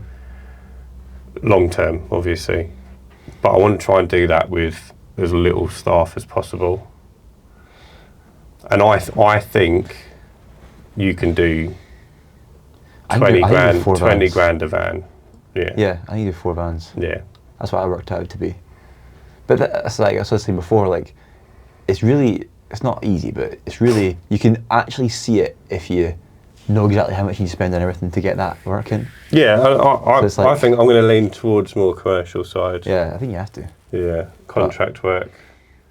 Yeah. I'll probably keep the domestic side, not the windows. I'll probably end up selling the windows. I know, but do you think it's so like not easy, but it's so good to just like you could just put someone in a van doing windows all day. Yeah. So when we started like trying to get this Lee Pryor on, it did spark a little thing in me when I was like, it's so easy. I'll just get window cleaning customers. Yeah. Like, that's all he's got. Yeah. Like £2 million a year window cleaning. Yeah. Done. Like. Yeah. I can do that. I can go do that tomorrow. Yeah. Like, and it did spark something in me, and I was like, you know what? I might do that. So yeah, I don't know. I don't want to say never, but I would like to lean towards more the commercial side. I think long term. More money. Yeah, and like the cost per job is higher. So, a friend of mine quoted a job this morning for like 700 solar panels on a warehouse roof in Basildon. Yeah. Like, how much would that be? Like 7 grand. Well, yeah, really at full price it would be £10 a panel. Yeah. But they're not going to pay £10 a panel, so you'd probably do like £3 or £4 about £3 or £4 a panel. But it's still like £2.5 grand. Yeah, it's class. And that's like 2 people 1 day work. What's your average like order value? I don't know because I have window cleaning. If you just minus window cleaning, no. If I got rid of the window cleaning. No, if you just the exterior cleaning stuff. Just not the windows. Everything else. Okay.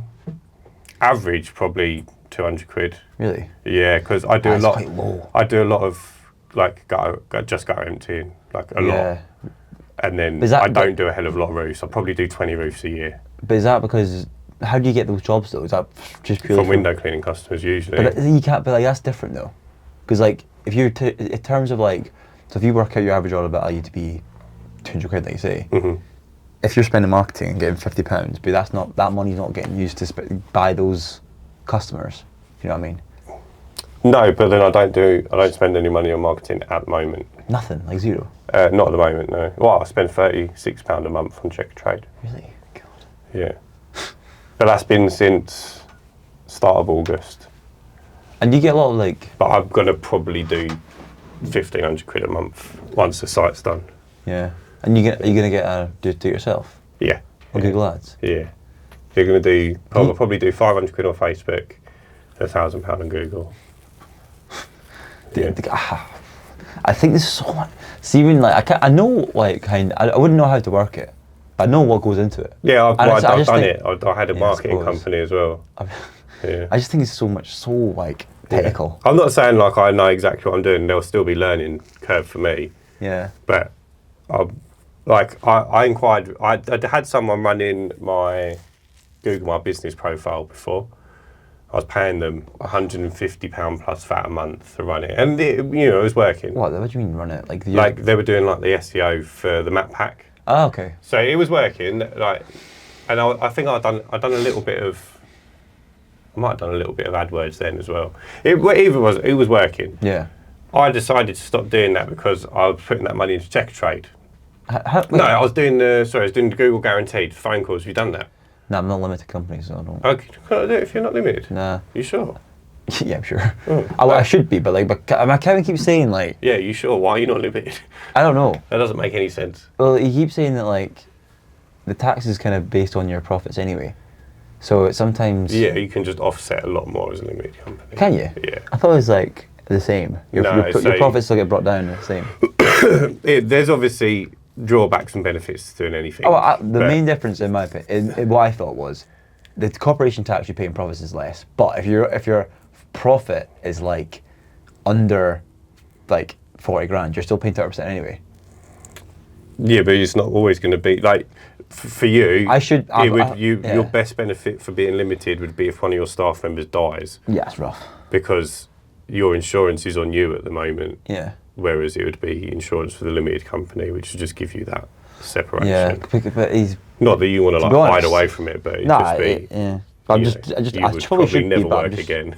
Yeah, I probably should be, but I'm just not. There's going to be and purely for tax benefits. It's not right now. It's not that because I am like VAT registered, and then I think we're doing like 16 grand a month, but that's only been in the last few. Like you could say you've done 16 grand a month, but that's not been for a whole year. So it's like not actually that much. Yeah. Are you flat rate or are you normal? Just normal. Yeah. It's like, fine. Yeah, and then but yeah, it's like. I mean, I'd speak to your accountant and see what he says, then speak to another accountant. Yeah, I think so. Because it's always good to have two, Yeah. I don't know why your accountant would advise against it because they'd get more money out of you as a limited company. But I don't know. I think he's. I actually don't know. I think he thinks that I think I'm going to pay less tax, but no, it's not. It's not always about the tax. It's about the protection, and like you could borrow more money against a limited company. Yeah, if you need to get finance in the future. Yeah, that's the thing I've been struggling with, like just getting. Like if you start taking on staff, you're not like. You can't afford to keep. It's not beneficial for you to start lumping out 15 grand on a van. Not even that. I can't because I've got a house. No, it's my age. No, but like if.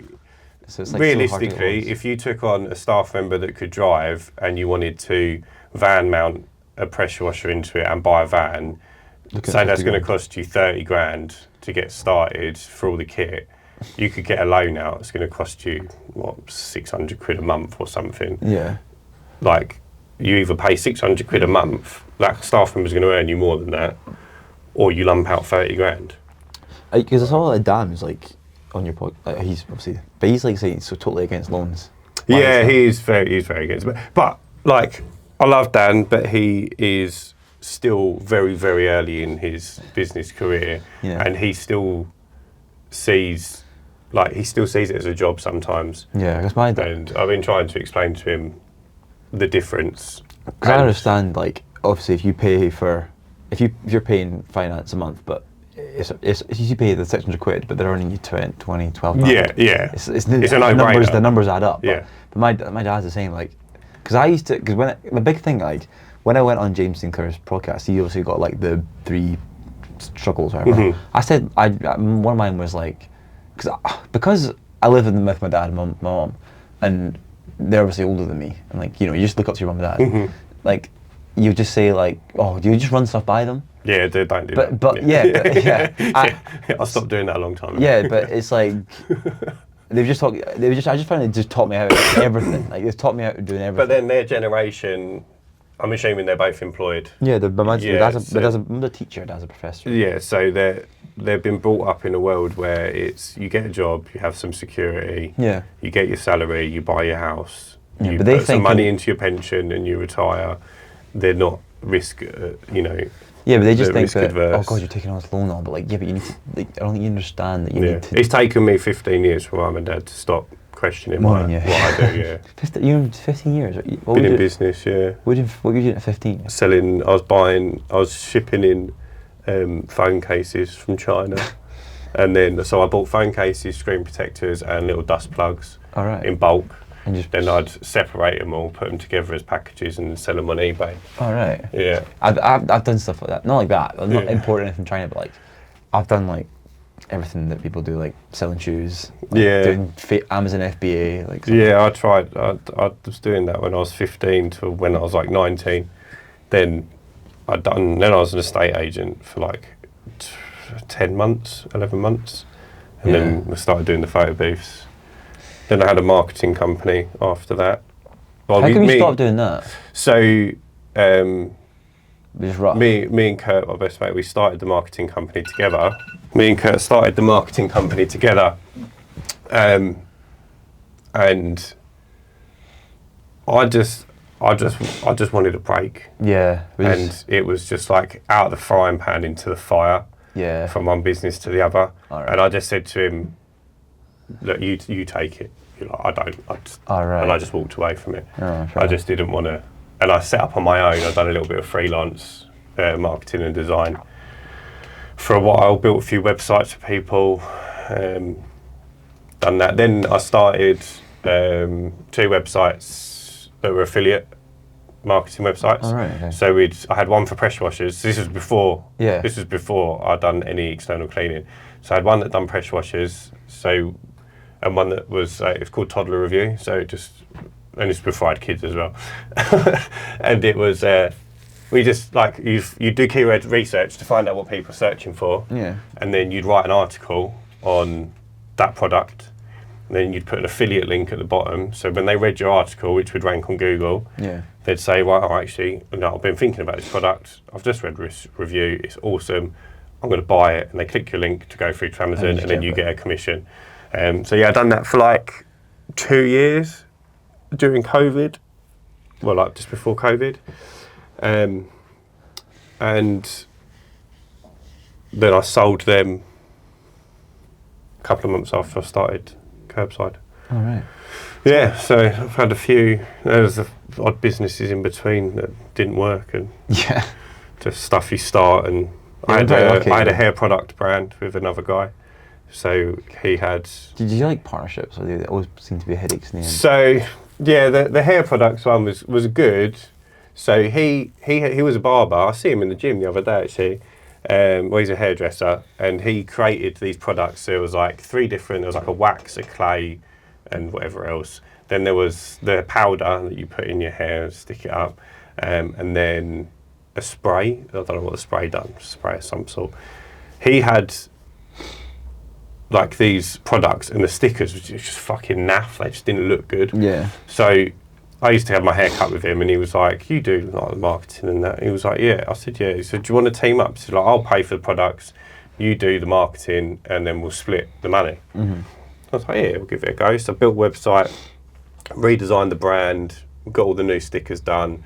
I went to, booked a cabin in the woods in the middle of winter in the snow, took all the photos, took the products, got photos in the snow, fucking awesome.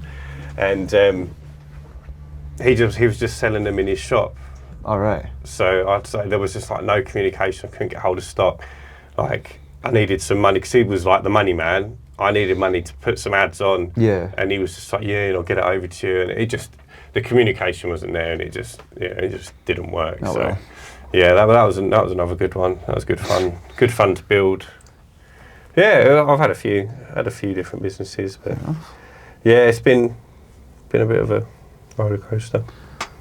Still trying to find the one that works, but I think I'm happy. I'm happiest in this one. Yeah, I don't know. I feel because I always say people ask you like what you want to get to. Like I feel like 1 million is good, but like to me, it's not really. It feels like quite achievable, like quite almost too achievable. You reckon? Yeah, I think so. Not too achievable. Like I feel like You want to be bigger than that, but you can't really see it. I can see it. No, you've got to have a goal though. Like if you said, I want a £10 million business, right now, that's like it's so far off. Yeah. Like it's almost like slow it down. Just so, pick an interim, and so like £1 million's the goal. But when I get close to that, I might go actually, like this blueprint works. Yeah. Let's make it 5 million. But that's why, like, I feel like when you get to 1 million, you can then afford management. Yeah, you should. I think you should have it in place before. Yeah, but then but you at that point you could probably then start all your time is just focus on buying other businesses. Like or you go all in your business, and you could say right, we've got 100 grand left over. Let's buy 4 vans, deck them out. And then next year we're gonna get the staff and the work to fill those 4 vans, and then because my van I've got customs, so they're a bit smaller than what you've got. Yeah. Ideally, you want more you've got. I think if I was to buy more vans, I'd just get the big ones straight off the bat because space. Do you have a car? No. Yeah, I don't have a car. Just have like all these vans. I'm like, oh god. Yeah, we didn't. When I had the smaller transit custom. I had a silver transit custom. I bought a white one. We got rid of our car and bought a white one that my wife drove. Okay. But I had that because I'd done the carpet clean, so that was the carpet van. Are they separate companies? No. No. Then it's not really expensive to start like carpet cleaner. Cost me about £8,000. And have you seen? But then I actually got a loan. I got a loan, mate. It's like £160 a month. Have you saw the money for it? Yeah, I had 15 grand in my first year out of it. Oh really? That's good then. First year. I've only been doing it. It was 1 year August, so 2 years. It's been 2 years. I've been doing Is it mainly over winter that you? Yeah. When people's like feet are muddier and they like walk muddy footprints into the house, and it's like darker and you can see the shadows. Yeah. Yeah. Generally, people have. I just got a booking for a carpet clean. How much do you charge for like a room? £40 plus that. Yeah. And how long will it take you? It's carpet clean's a weird one, so it takes like an hour to set up, like 40 minutes to set up. Takes longer if they've not got hot water. So if you're like doing like an empty flat and they've not got the boiler on, and you need cold water, you've got to wait for the machine to heat the water up. Yeah. So if they've got hot water, depending on how hot it is, if it goes in at say 40 degrees, it's got to get up to 70. So you could probably do it in half an hour. So it's like half an hour of setup, and then it's like 15-20 minutes a room. Oh, 15-20 if it's just like light soiling. Obviously if you've got like stains and and it's proper fucked, you might have to do it a couple of times. It'd take longer. Is it unlikely they're gonna do like their living room or something? Sorry, what'd you say? So sorry, I mumbled. Yeah. Is it unlikely that they're just gonna have one room? We have a minimum charge of 2 rooms. So £80 a minimum. So they can have 1 room done, but it's still going to cost them £80. Right, okay. I've had a few people do that. Yeah. And we do stairs and landing as 1 room. Oh, okay, got you. So that's like, even if you've got 2 landings and 1 set of stairs, we'll just do that as 1 room. Okay. But most people just have 1 landing and 1 set of stairs. Do you like doing that, or would you rather just not? I don't mind carpet cleaning. Suppose you're inside. So yeah. And like you don't get rained off. Yeah.